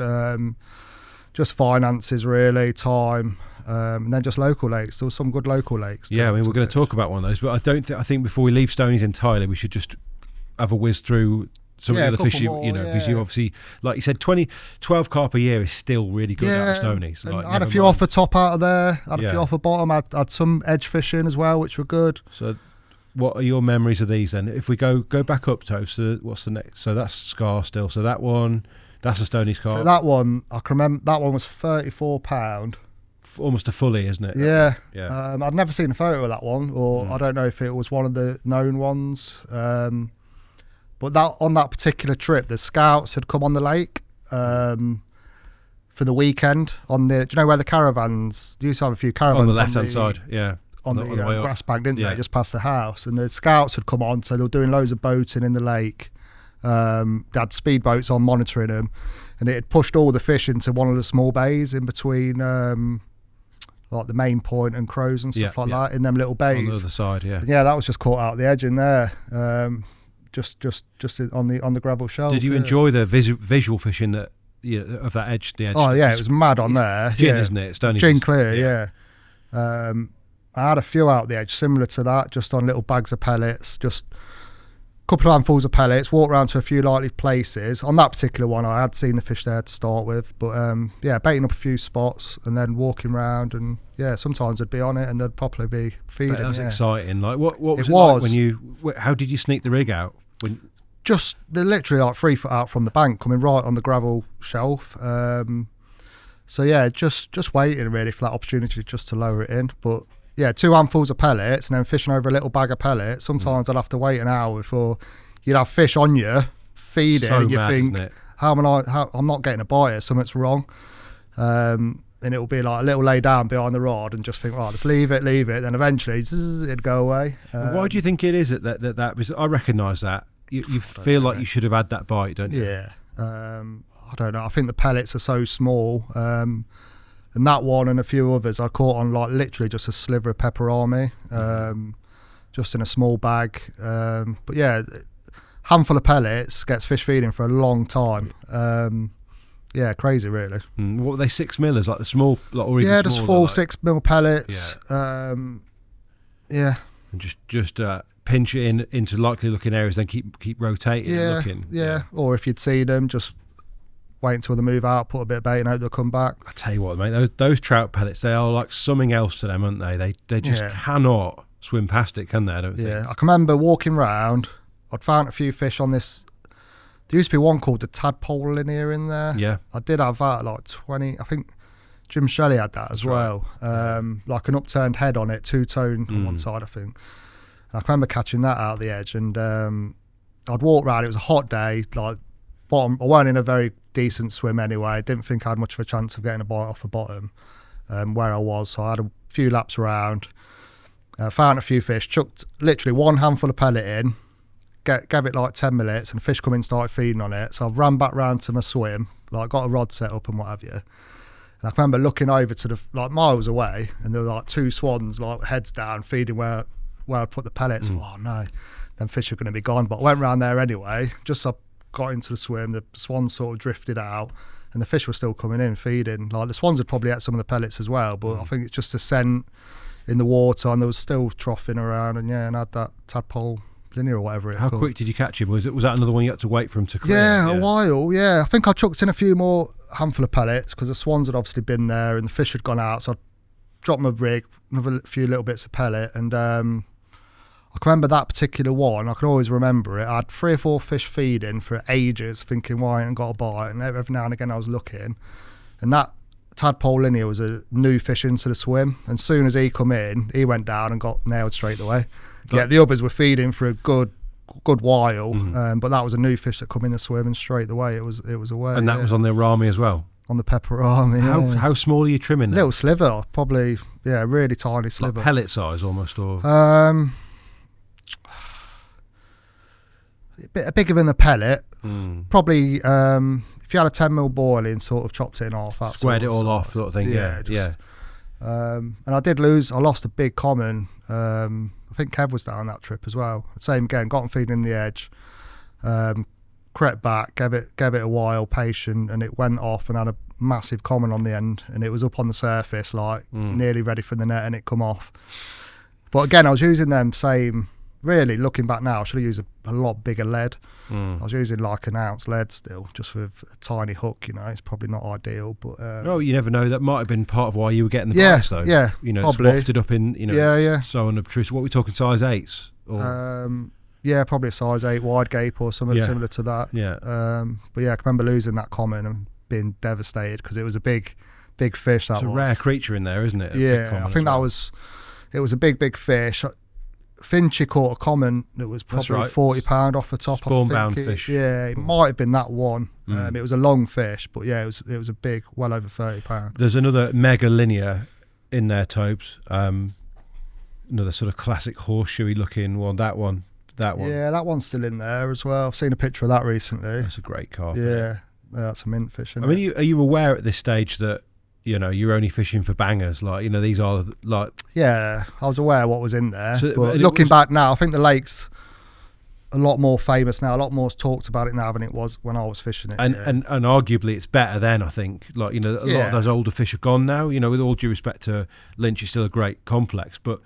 half the stock of the that you were fishing for have sadly, dwindled away. Yeah, possibly. Yeah, I mean, there used to be a big mid-40 lever in there that I took the pictures for of some track. It used to be like a mid-40. Would love it. Picky caught it, didn't he? But lovely Picky round tail. Yeah, its mouth was massive. Yeah. Biggest mouth I've seen on a fish. It was huge. I think I did have some photos of it at home of another angler that caught it. I took some photos for We've got to get Picky on here. I know he listens to him. I always think like. I photographed one at Fremantle Calf Bay, the fish that went on to be called the ACF fish, and it was my photo on the cover of ACF at the time. Such a cool carp, and that one only died a couple of years ago as well. Yeah, like a great fish, lovely round tail, sloping head. I had some good times on there. Yeah, is there a photo of that brace? I'm not sure if it's. I don't think you have.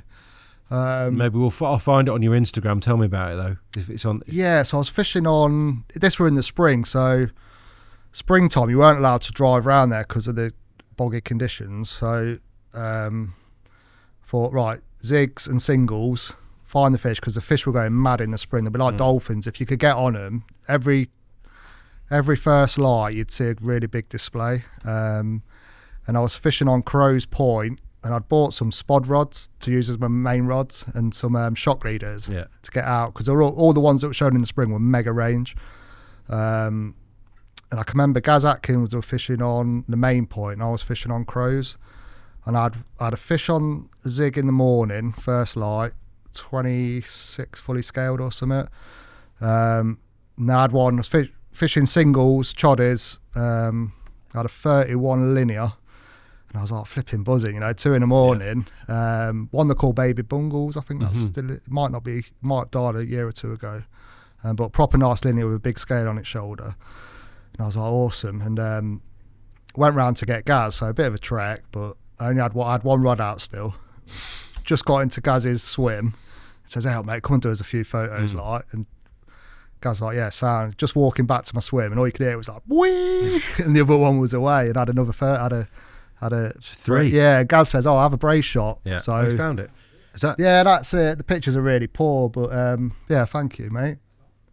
That's what he's here for, Tove. So yeah, I thought that was a really good photo that Gaz took. Yeah, I weren't too keen on having 2 on the same time, but they're people pretty don't do chilled it out anymore, do they? No, but Gaz were there as well, and it's a shame they don't do it in a way. I know why they don't, but you do get some pretty cool results. Yeah, you got, like I say, I've always had a massive unhooking mat. I always use that for the base of my barra, like a big Euro mat. So I've got a mat. It's like a bed, isn't it? I've slept on it. I've even gone out to fish that I've had in the weed over the years. I've used it on it. Yeah.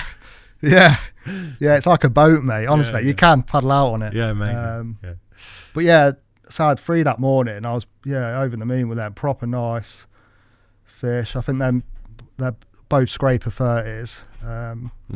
That bottom one's, they named it the fighting machine. Yeah. That's that one. That's still around. Is it? Yeah. Gaz. Yeah. I've seen photos of Gaz faring with that. Yeah, in recent years. And that top one, the name baby Such bungles. A cool carp, that, mate. Yeah, but they're proper nice carp, aren't they? Proper beautiful fish. So yeah, buzzing with that one. I think my question earlier was a little bit around this idea of how aware were you that you were fishing for some incredible looking carp, or did you feel like kind of all carp looked like this?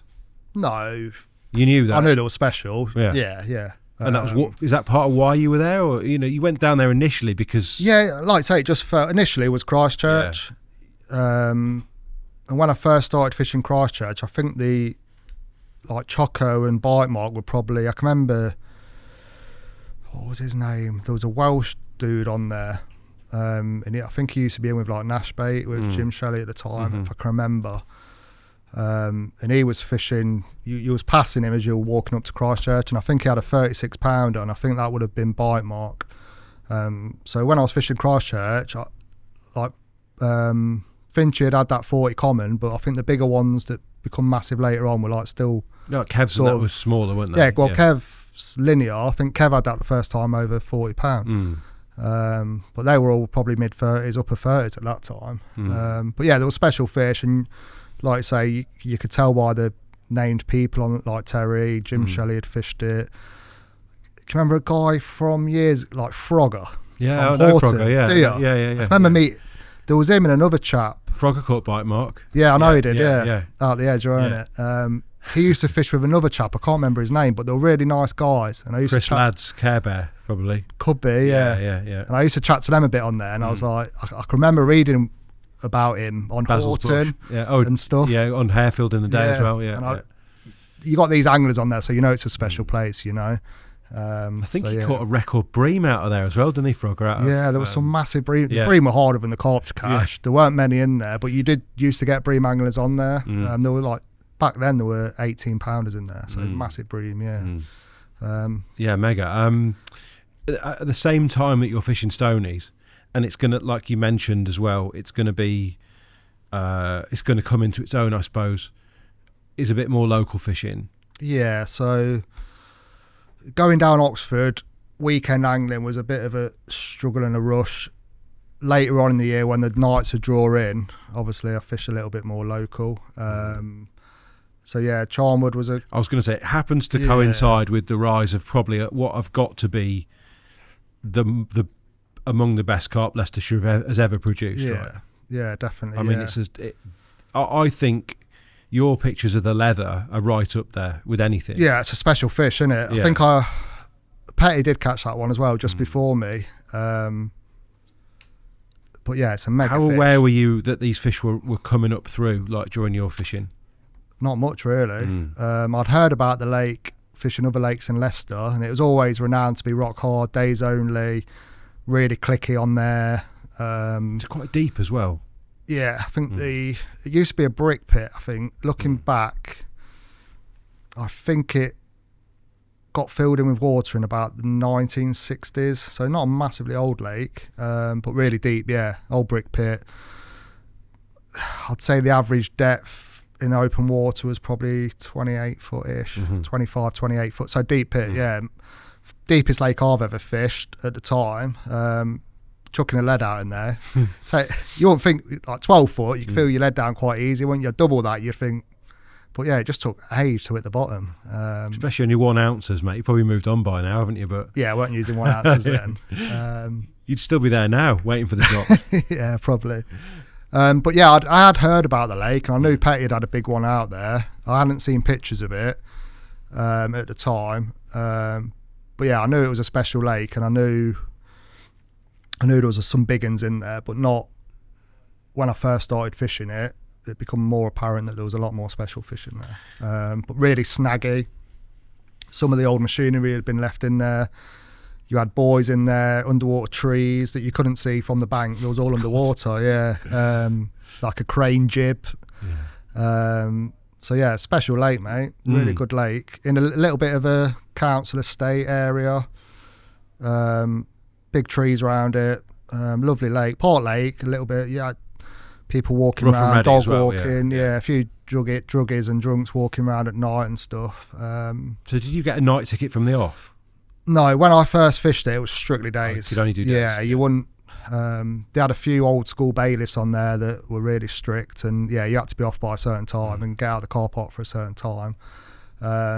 In the winter months, you might have been able to get on a little bit early when there weren't as much happening. But later on down the line, bailiffs changed, and a few people, depending on the mood of the bailiff, were allowed to be doing the nights and stuff. But that was a lot later on. Did you caught more on the days though? Yeah, I didn't really do many nights on there, to be honest, mate. Most of the fish I caught was in the day, in the daytimes. Yeah. And is it far from home for you? Like, obviously it's local, but 15 minutes. So amazing. Like for the first time for a while, you've been able to like proper go and did you use that to your advantage? Not loads, mate, because it was a busy lake. Yeah, it got a bit more quiet later on.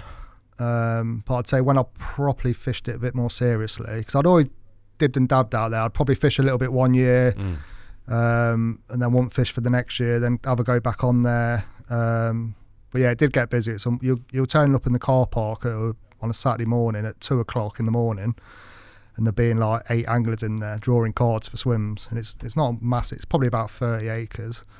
But yeah, so it's busy at the time. So when like I say, I'd seen a couple of pictures of the ones in there, but I didn't really know loads about it. And I can remember going down just for a walk round. So I hadn't fished it before, and seen a couple of fish show. And there was a chap fishing, and he'd lost one while I was there. And I was like, flipping out, they're catchable then. And then I was like, sod it, I'm going to go and get a ticket. Because you could just go to the shop and get a ticket from the local tackle shop. It was a council water. And I think it was like £3 day ticket for the rod, for each rod. So if you wanted 3 rods, you had to buy 3, or £30 for the year. And I think I bought a day ticket for the next day. And I'd seen these fish jumping, like I knew which area to go in. And I got to the tackle shop, and there was a guy in there called Renty. And I'd sort of told him, and he's like, oh, I've been fishing there as well. And he's like, we'll get down tomorrow. But he was fishing, I don't know if he had been or not, but he says, oh yeah, I've been fishing where you've seen him, sort of thing. And I was like, oh, I should have kept my mouth shut, you know. But he was a cool guy. He'd caught some really big fish around the country, and he was telling me what was in there, and I was like, flipping out, there's some mega fish in there. So yeah, following day, went down. He set up where I'd more or less seen the fish, but you could hit them from the other side as well. So I got round the other side, still dark when we got down. I just pinged stringers out roughly to the area where I'd sort of seen them from the opposite bank, and then literally it was just getting light, and I've had a bit of a twitchy take, and I thought, it's a bream, and this fish is just coming in. I thought, it's a bream, and then it's literally come to the surface just out of netting range, and I'm like, that's a carp, and that's a massive carp, you know. It just comes straight in, really docile, and it was that, first fish out there, big level. Was the lead of the first one? Yeah, man. And I couldn't believe it. I was buzzing with that one. Look at it. Yeah, it's mad, isn't it? It's an absolute joke. I still look at that fish now and think that's probably one of the best fish I've ever caught. and it was quite rare, and it didn't come out much. But really like when I put it back, it just sort of really docile fish. Yeah. It didn't fight. It just sort of went off really slow. I bet you can. You wouldn't have cared though, mate. I bet you were pleased it didn't. Oh yeah. If that had been tearing up and down in front of me, I think. Yeah, like I said, I thought it was a bream, and then it went till its shoulders come up. Look at the markings on its skin, mate. I mean, it's a crazy fish, isn't it? How big was it? It was 37.5 pound. That one, yeah. So one of the biggest fish in the lake at the time. A couple of months after that, the Slate Gray had gone. My mate Walton caught it at just over 40 pound. So yeah, special lake at that time. Some really big fish in it. So the simplest kind of fishing ever. That. Yeah, I've seen it the day before. Lucky. It was a lucky capture. Yeah. But I'd seen him and I'd been. How can it be lucky if you've seen him and cast to him? Like, because you could probably do that 100 times and not catch. Well, maybe, you? It was just, the stars aligned, and it was that. Was it out of deep water? Yeah, deep water. Yeah, right. October time that was. Start of October. It's still quite mild. But yeah, probably out of 25 foot. I'll tell you the big difference between that and the Stoneacres and Lynch campaign is what you're wearing, mate. There's no fucking carpy hat. All of a sudden you've gone full tracksuit. I'll be honest with you, I'd met Renty at the tackle shop and told him what I'd seen, and he says, "Oh, we'll get down in the morning." And I think we went round his house and had a few beers, and I'm sure we didn't go to bed. No, didn't go to bed. Right. We went to a pub for a couple of beers, and probably not in the proper fishing clothes, but that's probably what we used to wear back then, wasn't it? Yeah, a little bit. Yeah. But there's another shot. I think we've got another shot of it, Tobes, like there was slightly more front on. I could just look at it. I think it's one of the very best.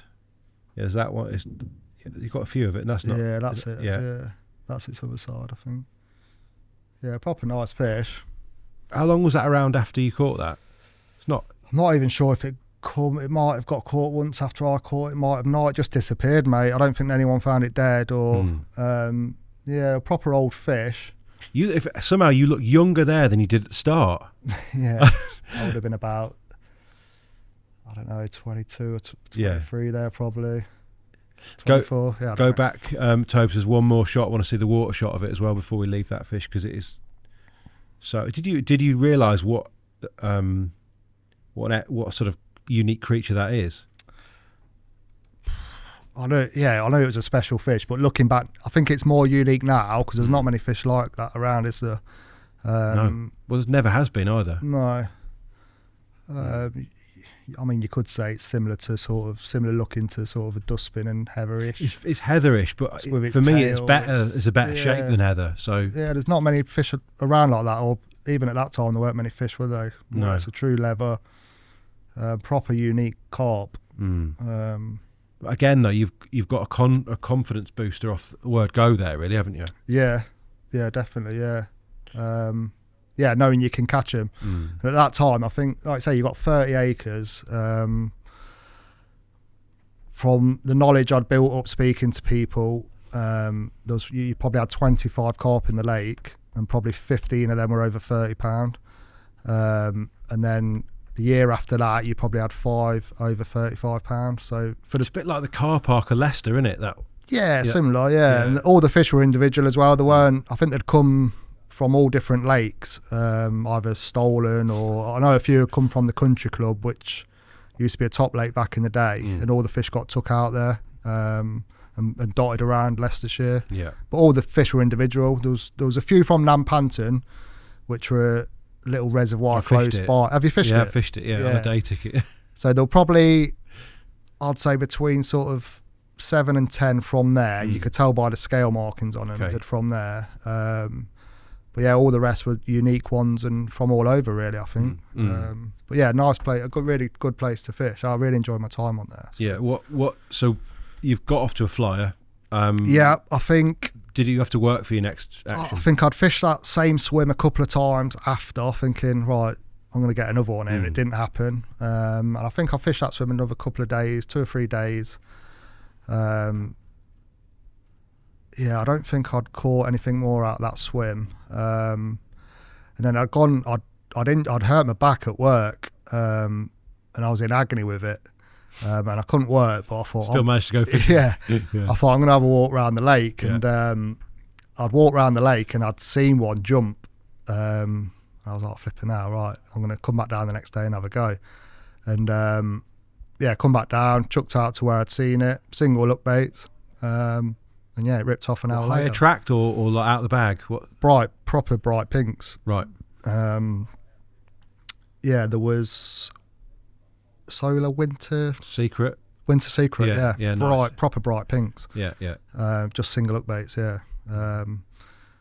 Seen that fish, come the next day, chucked out, and it ripped off a scraper 30 for the second fish. I was buzzing with that. It's a bit weird as well, because where I'd seen it, really deep water, but the lead cracked down like really quick. Yeah. I thought, that's weird.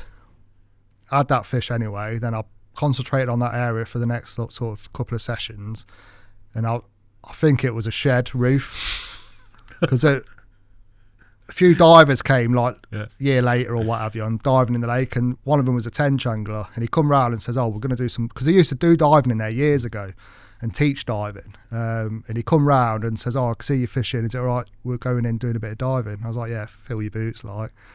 And he said about some of the stuff in there, and looking back, it's probably an old shed roof, because I did have a few dropbacks off it, right, like where I got a rod on that area. Off. It rolled off. Did you ever hit the spot? You were able to keep it on top? Yeah. But you could noticeably tell. Yeah. You like, cracked down on the old really quick corrugated iron. Cast it 2 meters to the left, and it's taking like 10-20 seconds longer to hit the bottom. Right. But that was the only one I had out of that area. I reckon you're the only bloke that I've ever heard to have caught off a shed roof. Yeah, I know, yeah. But there were all sorts in the bottom of it. When that guy came round and told us after the dive, he'd come back round, he said there's a fence with like steps going up it. He said there's loads of trees that have just been cut off. So the trees are coming 4 foot off the bottom, and they're just chopped off. And I knew that area was snaggy anyway, because about this same sort of time, Kev Wilson had a go on there as well, and I can remember one day fishing an area and he'd lost 2 fish, just cut him off straight away, and that was where he said all the trees. He said you have to be careful diving there, because loads of people's lines around it, you get tangled up and stuff from over the years and what have you. So it's snaggy lake. You have to be careful where you'll fit. After a bit of knowledge and fishing it for a little bit, you knew where you could chuck, where was safe to cast, and where you couldn't, sort of thing. This is why divers take knives with them, isn't it? Down they need it. Yeah. So that we probably haven't got a picture of the 30, have we? That you had? I don't know. What else we got in the Charney sure, mate. Folder? Look at that.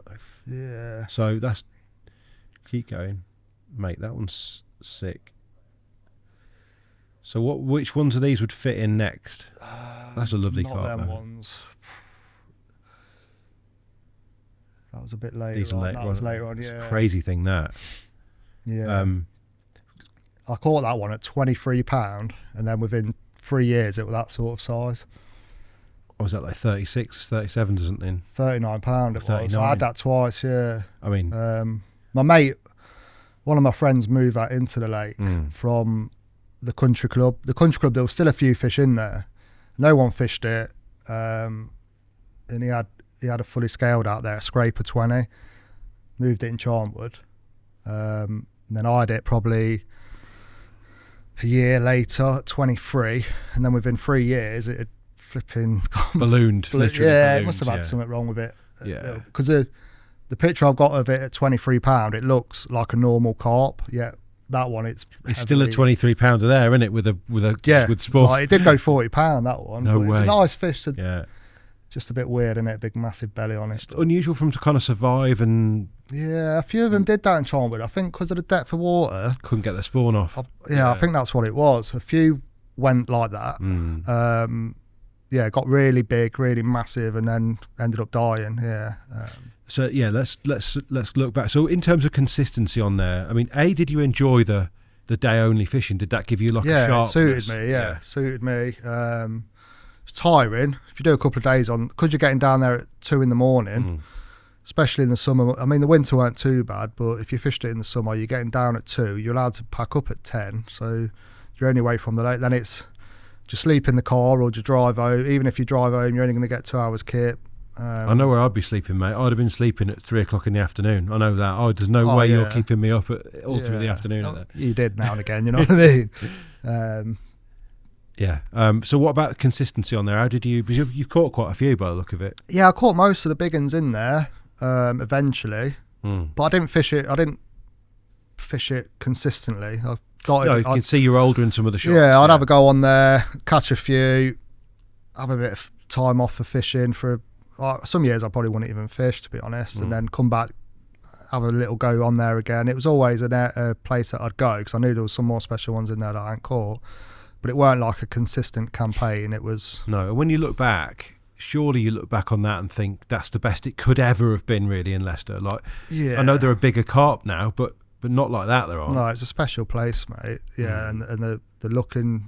it's hard to catch them. Tough fishing. And they all look mega, you know, and they're all individual characters. And yeah, talk us through some of those others, though, because I want to know about that one, Tobes. If you go to that one, I don't even recognise it, but the... Not that one. Yeah, that's a cool carp. Shape on it, mate. It's wonderful. Yeah, so I had that one twice. I think that was November-ish time, that capture. Then I had it again quite a few years later. It used to be quite a rare one that did. Used to call it 2 scale, obviously because there are 2 big scales on it. But yeah, that was a single hook bait again, over to the snaggy area, but knowing what How you far could get away with. Yeah, it's no point. I'd seen anglers cast. They'll be getting more bites, but they'll just lose them straight away, just get cut off literally instantly. Whereas I'd learned where you could safely fish. You might not get loads of bites or not as many, but you know if you're going to get one, you're going to land it, sort of thing. And what was the thinking with the single hook baits? Like, was it just a simple case of, you know? Yeah, just at that time, that was when it was busy. So you're getting down there at sort of silly o'clock in the morning. There's a few people waiting to get on, and you're all doing a draw in the car park. So yeah, just a nice easy approach really. My mate had done well on single hook baits a few years before, so yeah, just nice easy fishing really. Single hook baits. You had a lot of birds on there as well that used to nail you in deep water. Really, in as deep water as that? Yeah. So like baiting up was a bit more of a lottery. Yeah, and I think day fishing as well. There's no, I mean, yeah, you can stick loads of bait out, which I've done in the past and caught on day only venues, but yeah, at the time, just had confidence in single hook baits. It was like a bit of a phase, you know. Single hook bait approach. But still on Winter Secret. I'm not sure about that one. It might have been. Change or yeah. What made you change between hook baits once you'd got that? I mean, obviously they went out of production, didn't they? At some point, those Winter Secrets. I think I've still got a bit of the dip Have now. you? It smells proper mega. Yeah. I bet, yeah. But you're just swapping and changing, really. Yeah. Do you know what I mean? If you're using the bright pinks back then and you've not had a bite for a few weeks and you think I should have had one really, just swapping and changing really. So you never found a colour to work better than another there? Not really, no. Just just have a couple of rods what you're confident on, but then swap and change some on another rod or whatever. And you're hinge fishing or like what's the? Yeah, I'll probably still use the same rigs now what I did back then. Even a few little bits I've changed, but yeah, hinge stiff rig. I think back then I used to use Amnesia boom. Yeah. 2 big loops, a couple of inch. Now I've been using the new Korda fluorocarbon leader for the boom. That's really good. You get a massive spool for the money. The contour stuff. Yeah, the contour. Yeah, I've been using that last year. Oh, yeah, that's really good. You get a massive spool for the money. That's to be fair, I did get through 2 spools last year, but you get a lot of meters on a spool, don't you? You caught some carp last year, then, didn't you? Jesus. Yeah, I did all right last year, but not much has changed rig right. I've always had loads of confidence on that hinge setup. Don't tangle, rarely tangles. You know you're sitting nice. If you hook one, you're getting it in more or less. Just mega confidence with it. And talk us about the slate, because you know that's. I mean, the leather for me is the better carp, but the slate was kind of the king, wasn't it? I guess. Yeah, you had around that time a good mate Ben Finley with fish. I've been really good mates with Ben for a good number of years. Did a guest chapter in Shelley's book about this, didn't he? Did you see the 2 fish? Yes. Yeah, mega, aren't they? Yeah. So, he's caught big fish everywhere he goes. Really, really good friend. But there was a fish caught in there called the Slate Gray, which was a mega, mega carp. That was your sort of target fish, really. 40 pounder. I think it's probably went on best weight, probably about 44, 45. And he had one called Scaly. Ben caught them both. He had one on the bank, just sorting it out, and the other rod's gone. Luckily enough, someone was there to manage the fish and what have you, and he's had both of them, a brace of 43s on the same within a few minutes of each other, and the pictures are absolutely mega. I remember them well because I helped Jim with that book. Did you? I subbed that chapter and saw the pictures mega come through. fish, right? Yeah. But that was the prime. That's when the fish were at the biggest, and the fish looked in mint condition.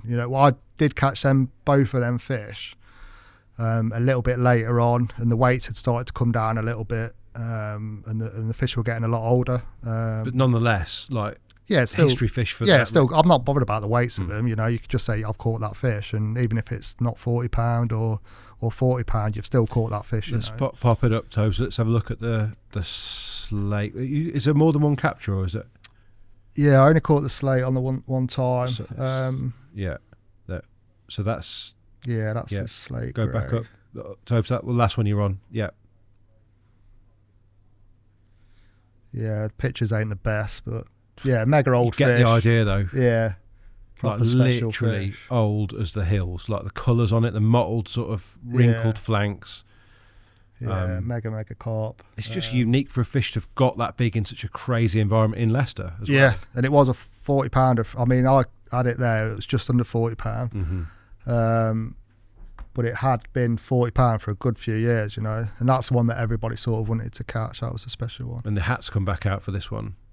Yeah, the hat's back out. Yeah. 2000 don't know about that. 2013, 14 probably. What was the circumstances around that capture? Singles again, or? So that particular year, I hadn't fished at all. I'd done no fishing in the spring, no fishing in the summer, and Ben Finley again.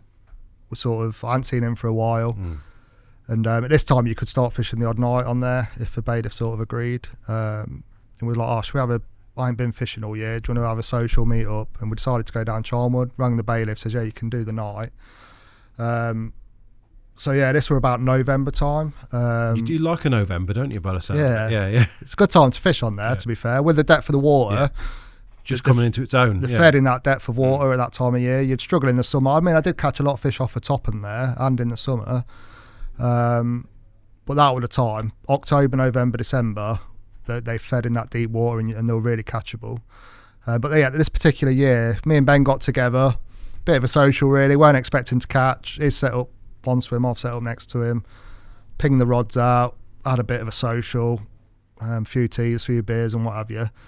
Says, right, that's it, I'm going to see you, going to go to bed and get my head down. Literally we're only fishing side by side.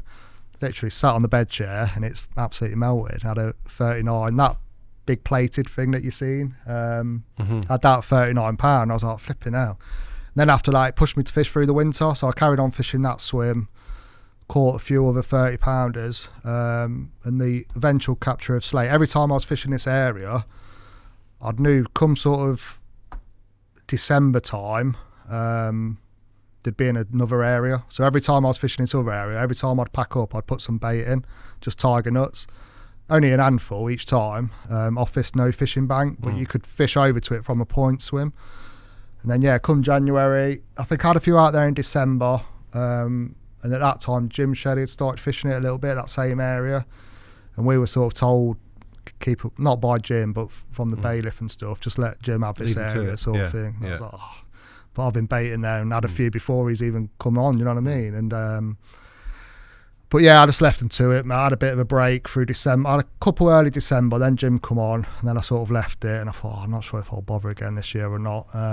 But come January, went down there, just off the off chance really. I think I'd gone to a party with the kids, one of the kids at the time, and dropped into Charnwood on the way back, and there was no one fishing, and I was like, and I had a bit of bait with me, and I put a little bit in. I thought I might come down the next day, and then come down the next day, middle of January, cast out.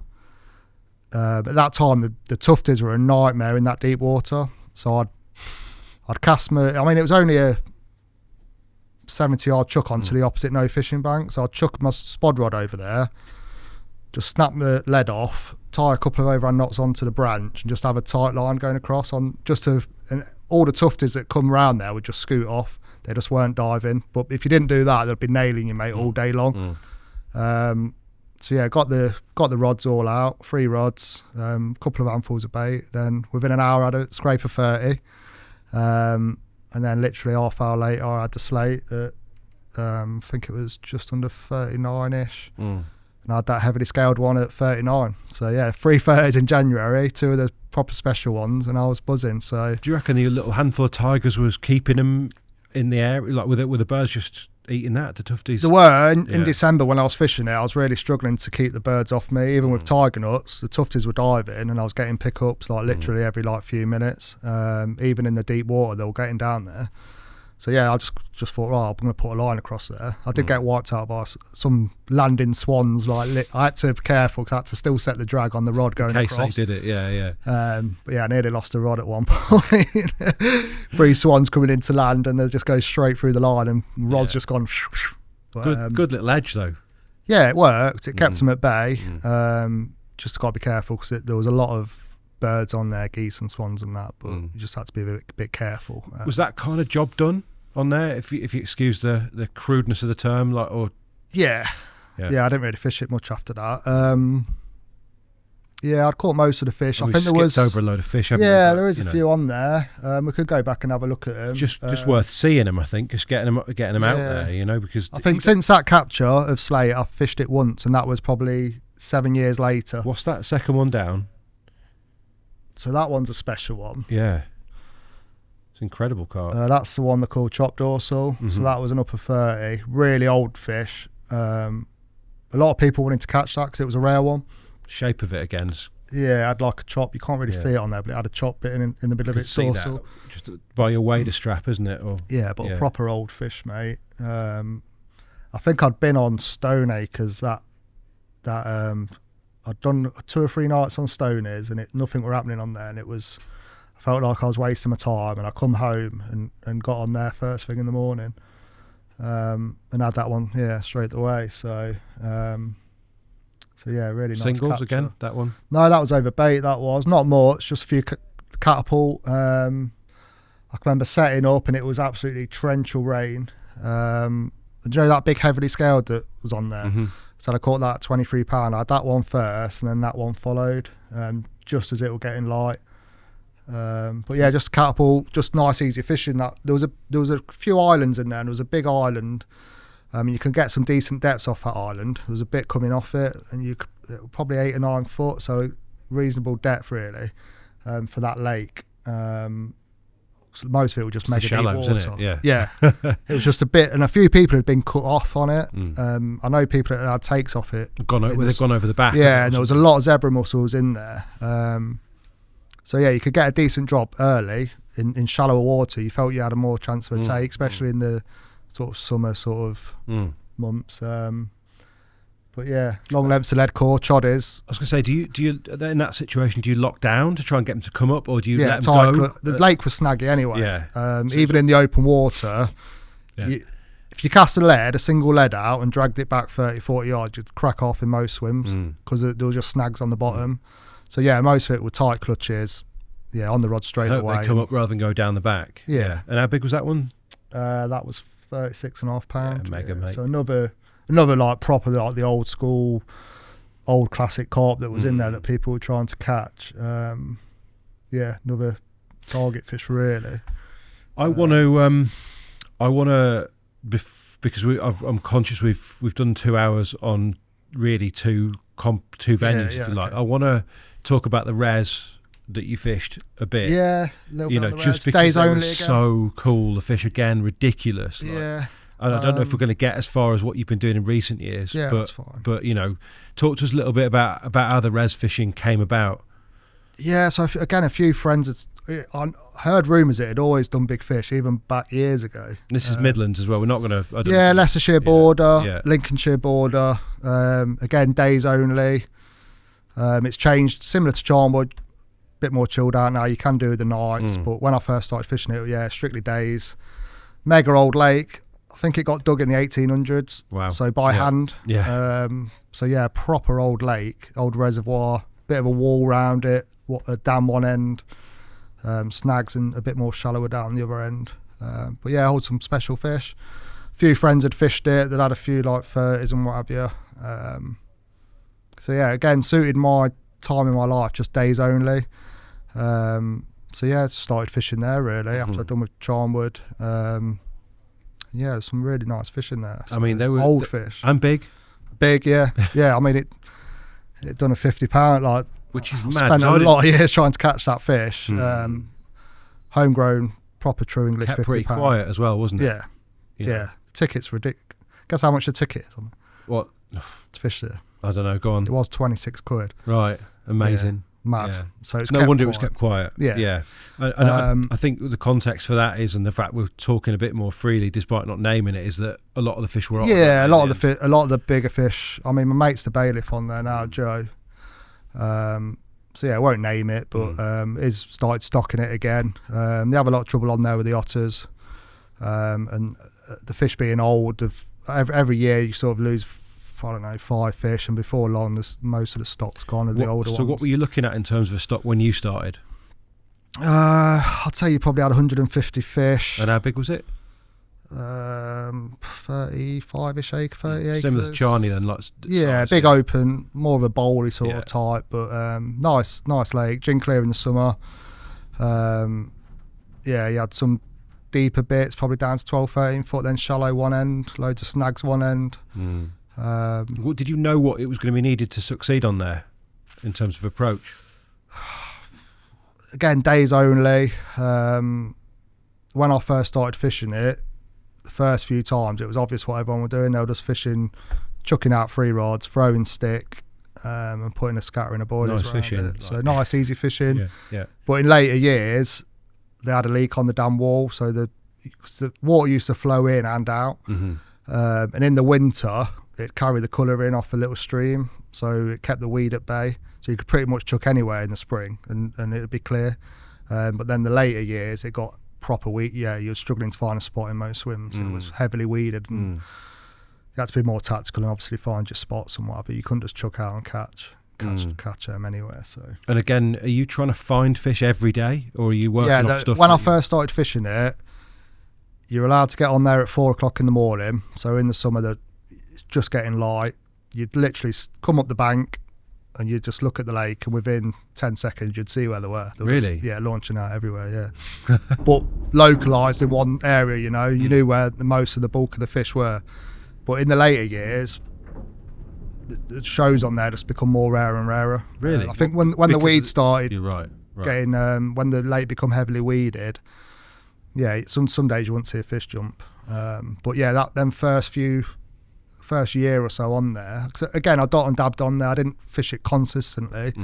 Bit of time, a few months on there, a few sessions, and probably not so much back end of year, or sometimes I'll just fish it in the spring, other times the autumn. So, but yeah, the first few seasons on there that I did do a few sessions, they were showing all the time, jumping out, going. Did you have them zigs there? Was that zigs? Yeah. Zigs worked really, really well. And I don't think not many people had used zigs on there, but fishing Oxford and stuff, you were happy to do it. Zigs, and that was when the weed wasn't there though, right? Or yeah, it wasn't as bad. Was it are these robust zigs that you're fishing? Like, are they? What's your zig set? Sort of strong main line. I've always used 12-pound double strength Dren stuff. I've always used that from day dot. So not overly thin, is it? I mean, it's strong. Guess, yeah. I've had fish off the top that have weeded me up, and it's a strong line if you tie the knots right. But yeah, when you're fishing stupidly weedy lakes, you don't want to be having zigs on, do you? And fishing it sensibly. But yeah, at that time, low level weed more. So what made you think that zigs was going to be the way to go? Because it's not overly deep, is it? No, down the sort of dam end, you're probably 12, 13 foot, just for observations really. Yeah, just fish on the surface. When you see them little lines, with that lake, what I found was they were always just on the wind line or just off the wind line. So yeah, just from looking really, you just see the fish were there, little fins coming out, little lines going across, little bubbles coming up. And yeah, the first time I tried zigs, I think I had 3 or 4 in that day session. So yeah, just another tool really. Do you reckon they've been tried before on there? Not overly, no. They're not a popular it is. No. People don't. I don't love it. No, I've caught some We've got loads huge on it. fish on zigs, yeah. Say one particular one out the res, I can remember going down, it was end of February, and first day session of that sort of year after the winter spell, and I was fishing around one of the other sides, near, like, we called it the winter swim, and undercover. And it was really like stormy, blowy, and then it went flat calm when the sun come out, and it was like one of those first days where you think, I can feel the warmth in the sun. And probably 200 yards away, I'm like, is that fish or is it birds? Like, just see like movement on the top. And anyway, packed up for the session, because I had to be home anyway. I had to wander round to the other side where I thought I could see him, and it was fish. I thought, right, next time I come down, I'm going to get in that area. No one was really fishing it that early on in the year.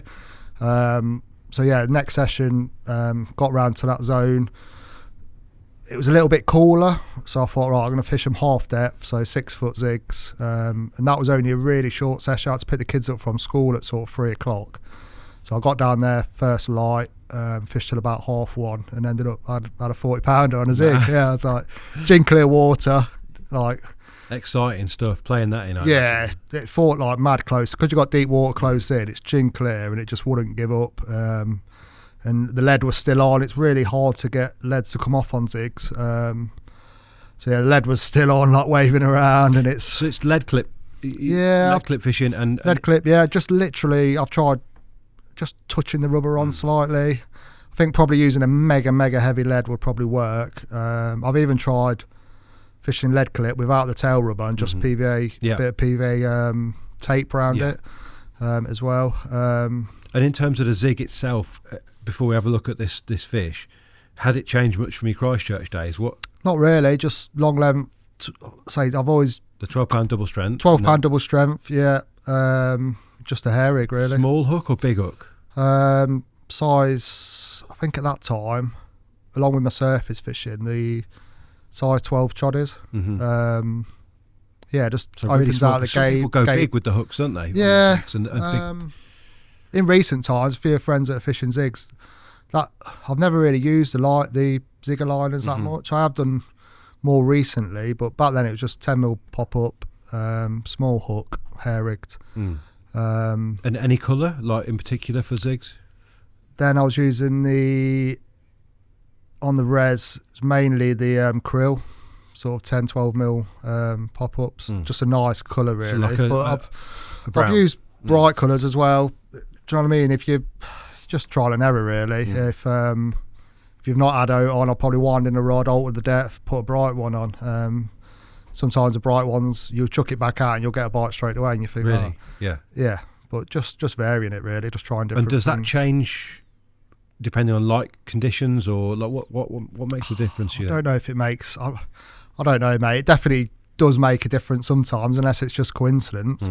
Even when I've done a lot of fishing off the surface, and sometimes I'd always go down with that dual sort of brown bait to start with, and sometimes off the surface I've been fishing for like a good few hours thinking I should have had one by now. You know, I've got fish feeding really heavily, and then I thought, sorry, I'll put a bright pink on, and like literally the rod's out 30 seconds and you've got one on. So it does make a difference. I don't know why. Probably light conditions, but yeah, it definitely makes a difference, and that's why I always swap and change. You know, you're always trying to get a bite. You know, if you know you should have got a bite and you've not, especially off the surface, I've tried different colours and then different buoyancy. I'll trim a bit off the pop up, just make it sit a bit lower in the water. Especially off the top, I think the buoyancy plays a massive difference. When you've got loads of fish feeding and you're struggling to get a bite, it's probably because your bait's a little bit too buoyant. Okay. So yeah, just play around really until you get one. You know, sort of done fishing long enough when I should have had one by now, and then you change some, and then usually you'll get one. So nice. Let's have a look at that first one then. The February zig capture, which it's which not one? that one. No. So I'm not sure. No, mate. Hoping it's on there. If it's not, we'll. No, it's not on there. Okay. So, I mean, some of them though ridiculous. Yeah, they're nice fish, aren't they? Proper old fish. Yeah. Sean Harrison, that I did meet down Murphy's at a young age, like we mentioned about earlier. I didn't know he'd fished there, but on his social media, he had put some photos up of some of the fish in the in the mid 80s, like late 80s, and it was some of them that I've caught out there in recent years. So they're proper old fish. But I mean, most of them are gone now. The last sort of 5 years, a lot of the older ones, there's not many originals left in there now. Just a really well kept secret. Let's have a look at some of them though. Which one would be a good one to look at next? Like the ones that you have got? That's my biggest one out there. See that? Yeah, go on.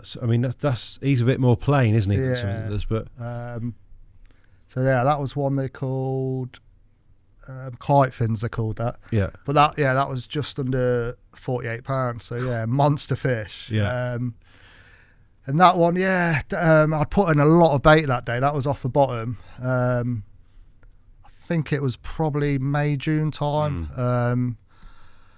Not much had been coming out. And I thought a lot of people fishing singles, zigs. Zigs become quite popular in the later years on there. Everyone in the spring, that's everyone 3 rods, 3 zigs out into the pond. That was what everyone was doing. But on that particular trip, I decided to fill it in with bait. Loads of boilers, sweet corn out into the middle of the pond. Crazy amount. Probably spent 2 hours spotting on a day session. Yeah. When you're getting down there at first light, you think, am I knackering it up for myself? It was still strictly days then. On that side, you can park behind your swim, and I'd got all the rods out, not had anything all day. I'd looked at a picture of that fish my friend had caught that at £44 a couple of years before. I'd packed away all my kit, still had the rods out, packed away my brolly, chucked it in the car. I was just shutting my boot in the car, literally just behind the swim, and it just melted off, literally like 5 minutes before you had to be off the lake. That one ended up popping up. And did fishing over such quantity of bait, did you try and angle it so that you would get the bite quickly, or do you reckon they cleared the whole lot up? I can't remember what. The big fish. I'd seen my mate Finley. I'd gone down with him a few years previously, and I can remember him literally spotting for like 2 or 3 hours, and I'm like, flipping out, you're putting far too much bait in there. And he'd literally finished spotting, and he had 2 fish straight away. So it does work. They'll get through a lot of bait, especially. I mean, you're not putting small bait. You're not putting hemp out or pellets. I was fishing boilies and sweet corn. So I think they'll get through that a lot quicker. A lot of people used to bait up sort of the night before and then go back down in the morning, fish the same area. But I think within like an hour after dark, when everyone's off, all that bait's just getting cleaned out straight away, and the fish have moved off sort of. Tell me about this one, the second, not the top fish, the second one, that number 50 there. That's such a cool carp as well.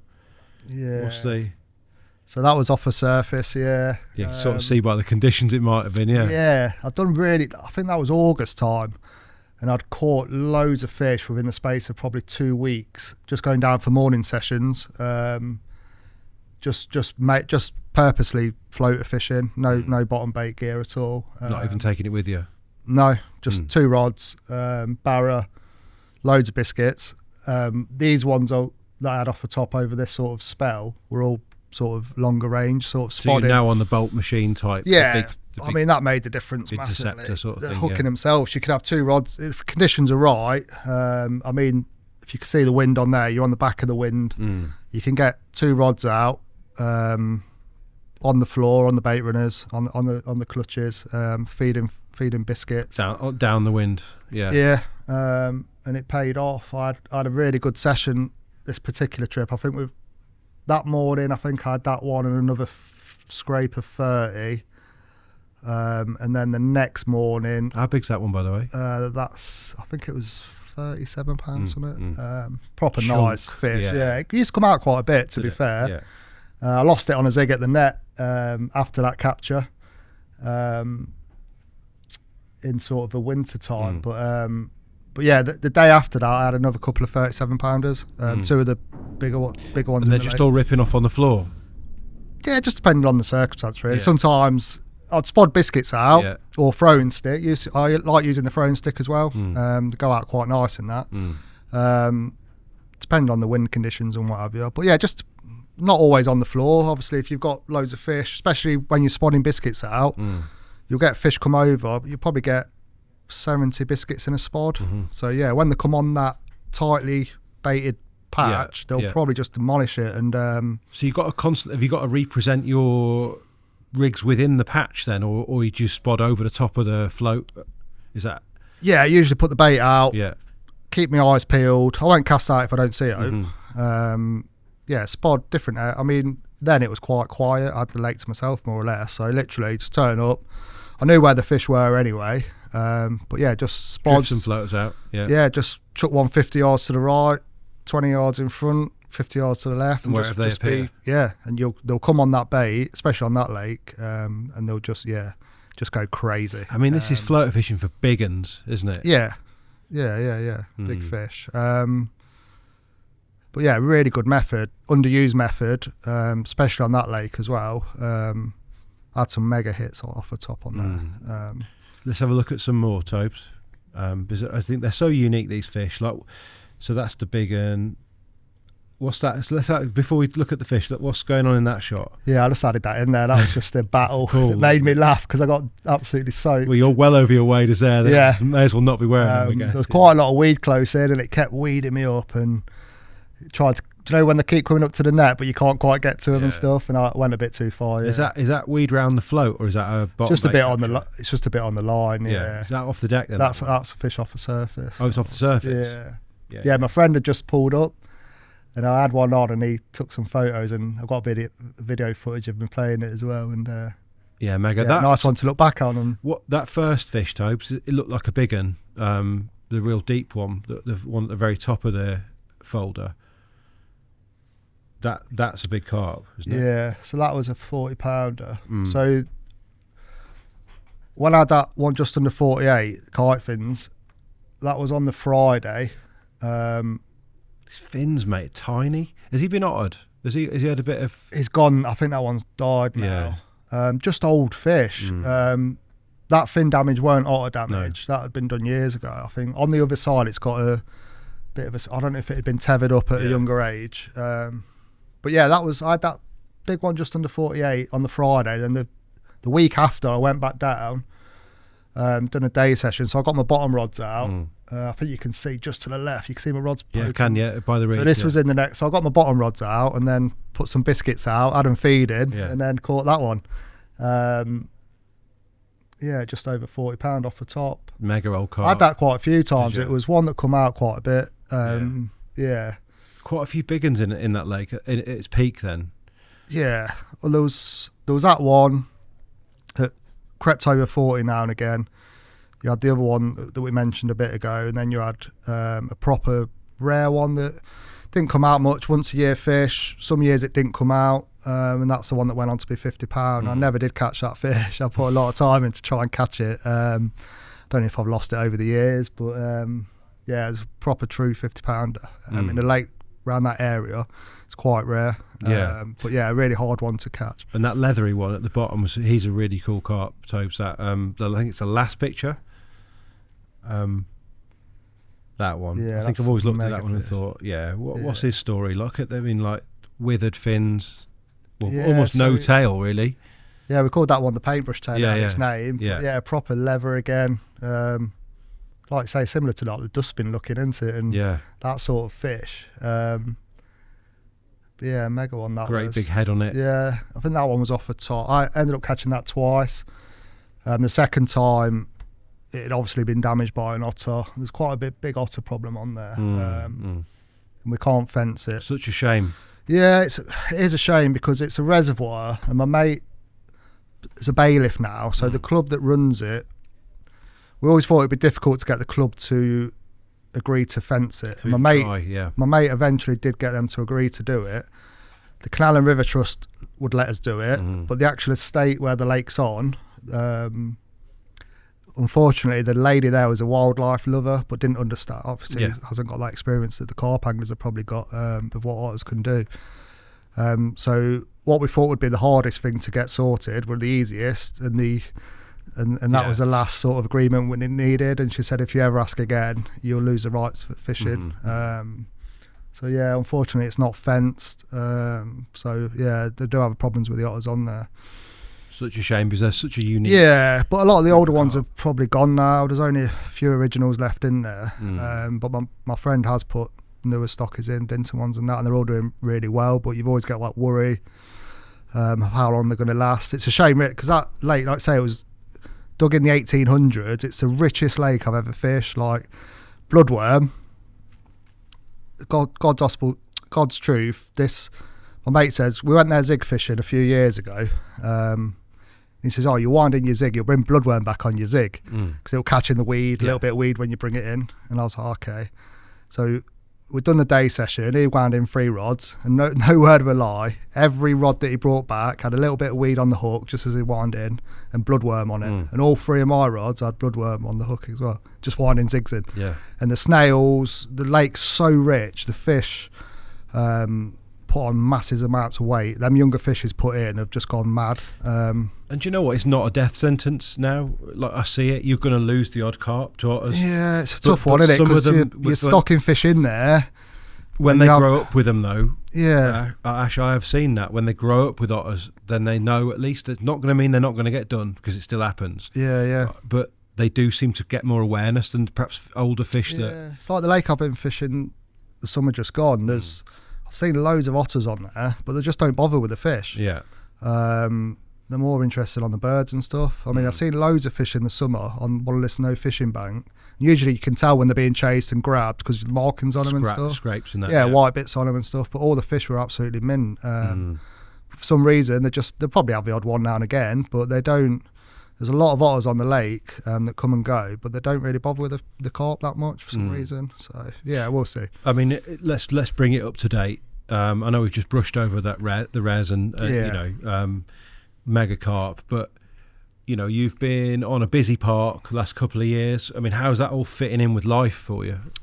Yeah, so when we sort of chatted a few weeks back, the last sort of 2.5 years I've really struggled. I had to have a hip replacement at the start of this year, and I had 2 years where I was really struggling, couldn't walk around a lake, let alone I think I fished once. My mate took me down Orchid, and he had to help me with my kit. We went for a couple of nights, but yeah, once I had my hip replacement this time last year, and because I haven't been able to go or even walk around lake, I thought, right, I'm going to give it a good go now. And I'd spoke to my mate Gaz, and he said, why don't you give this place a go? Like a few of my mates had fished it my mate Ben Finley had fished it in the past.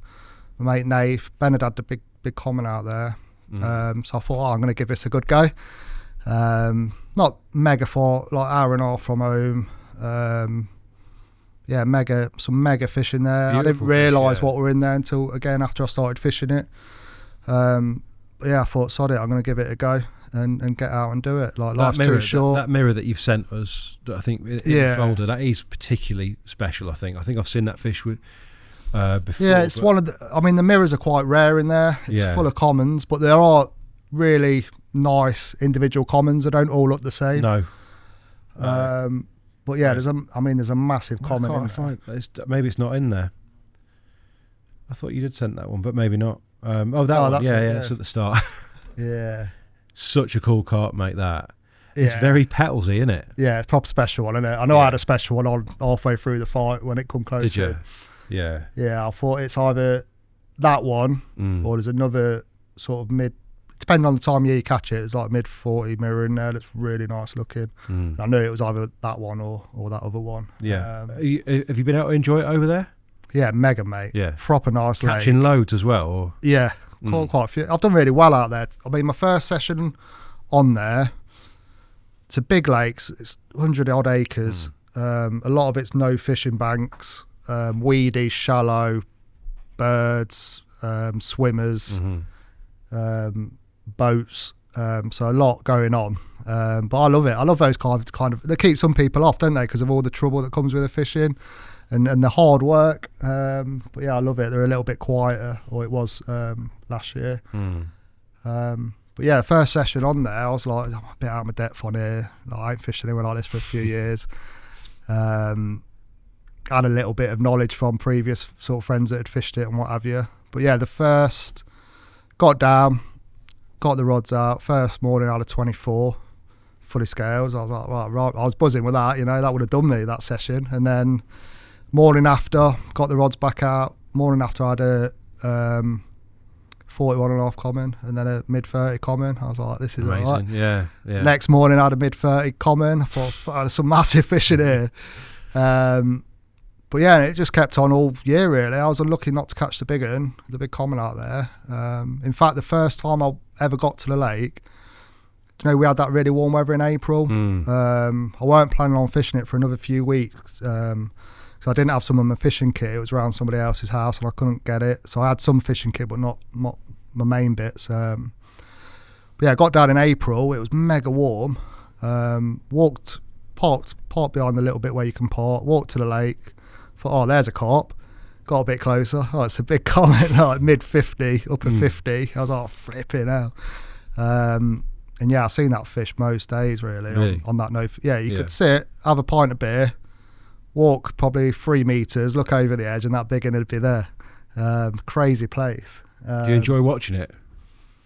Yeah, you spend too much time watching it, and you need to be around. I mean, the closest place you can fish to that where you see it is probably 500 yards away. So where Gary caught it, it was in that. Yeah, but that's where Gary caught it. You can't fish that swim now. They've banned fishing because people were taking the piss a little bit. But yeah, you have to fish further up now, so you can't fish down that no fishing bit. But yeah, it's a mega place. I think I ended up with just under 50 fish for the year. Yeah. Really unlucky on the big one. That same area where my first session where I caught that good little hit was, carried on fishing that area consistently, and I was seeing the big common on the no fishing bit, and the ones I was catching I was seeing the big common with, so I knew it was coming over my spot, and the chance it comes out a lot, so I thought I've got a really good chance of catching it. A few friends that have fished it in the past were saying you'll catch it. And then one particular trip, I come down. I think I had 3 or 4 fish. Time to go home. One of the lads is a sound lad. One of the bailiffs, Dan. He's fished on there a long time and he's caught most of the fish multiple times, but he's never caught the big one. And someone else was trying to get in the swim that I was fishing. He kept walking up and asking when I was going, like a bit pestering me really, a bit of an idiot. And I said to Dan, he came walking around and says, mate, I says, if you're fishing, get in here because that other guy's coming down, like. And he's like, sure? And he's like, yeah, get in here. And yeah, the next morning he had the big one. So a bit of sweet in a way. Yeah, I mean, it had spawned out then. So it would drop down. I mean, size is irrelevant, isn't it? But it had gone just below 50. So yeah, 49.5 pound, but he was over the moon. But yeah, I asked him, I said, where did you have it from? Like, no, you caught it. And he's like, yeah, that's near where I'm fishing, sort of thing. But I was still buzzing, mate. First time I weren't after that fish. I was just fishing the lake, and if it comes along, it comes along. You know, I was buzzing that he caught it, if I'm honest. I wasn't disappointed.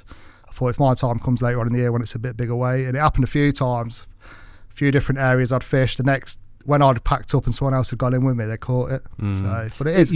It can't keep defying the odds, mate. No. Like that. So you will. I mean, a few of the guys, I got really friendly with some of the syndicate people on there. Really good friends like Royston and AJ. Like they'll show me photos of some of the fish in there, and I built really good relationships up with them straight away, and they were showing me like pictures of these fish, and I was like, wow. But yeah, they was like, you're gonna get it, and yeah, they reckon there's about 150 fish in there, and I caught just under 50 of them, so I lost a few as well. But if you would have said, right, you're going to catch that many fish out of there, you'd put a lot of money on that big common would be amongst them, because it does come out quite a lot. But yeah, it's a beautiful place to fish. Carry on there. Some proper nice fish in there, and the way they fight is unbelievable. I've never experienced, and it's the first time ever I've used braided mainline for bottom fishing, like learning to fish at long range as well in some swims, because you need to be out there. So yeah, learned quite a lot as well, long range fishing. And yeah, the fight on braided mainline's unreal. I'll tell you a story. I was fishing around the opposite side, and I was fishing up to some sort of buoys. I'm fishing tight clutches, got the rods out before dark. My reels had been dipped in the water, so the clutches were set nicely, so if I had a fish, it'd like pull line just a little bit off a tight clutch. And obviously the sea's up a little bit overnight, don't they? And it takes you a while to get that consistency back. And I was on the phone to my mate Gaz the next morning, and I was literally sitting on the end of my bed chair, rod's right next to me, and I've had 2 bleeps, and my rod's just lifted up and just gone straight into the lake.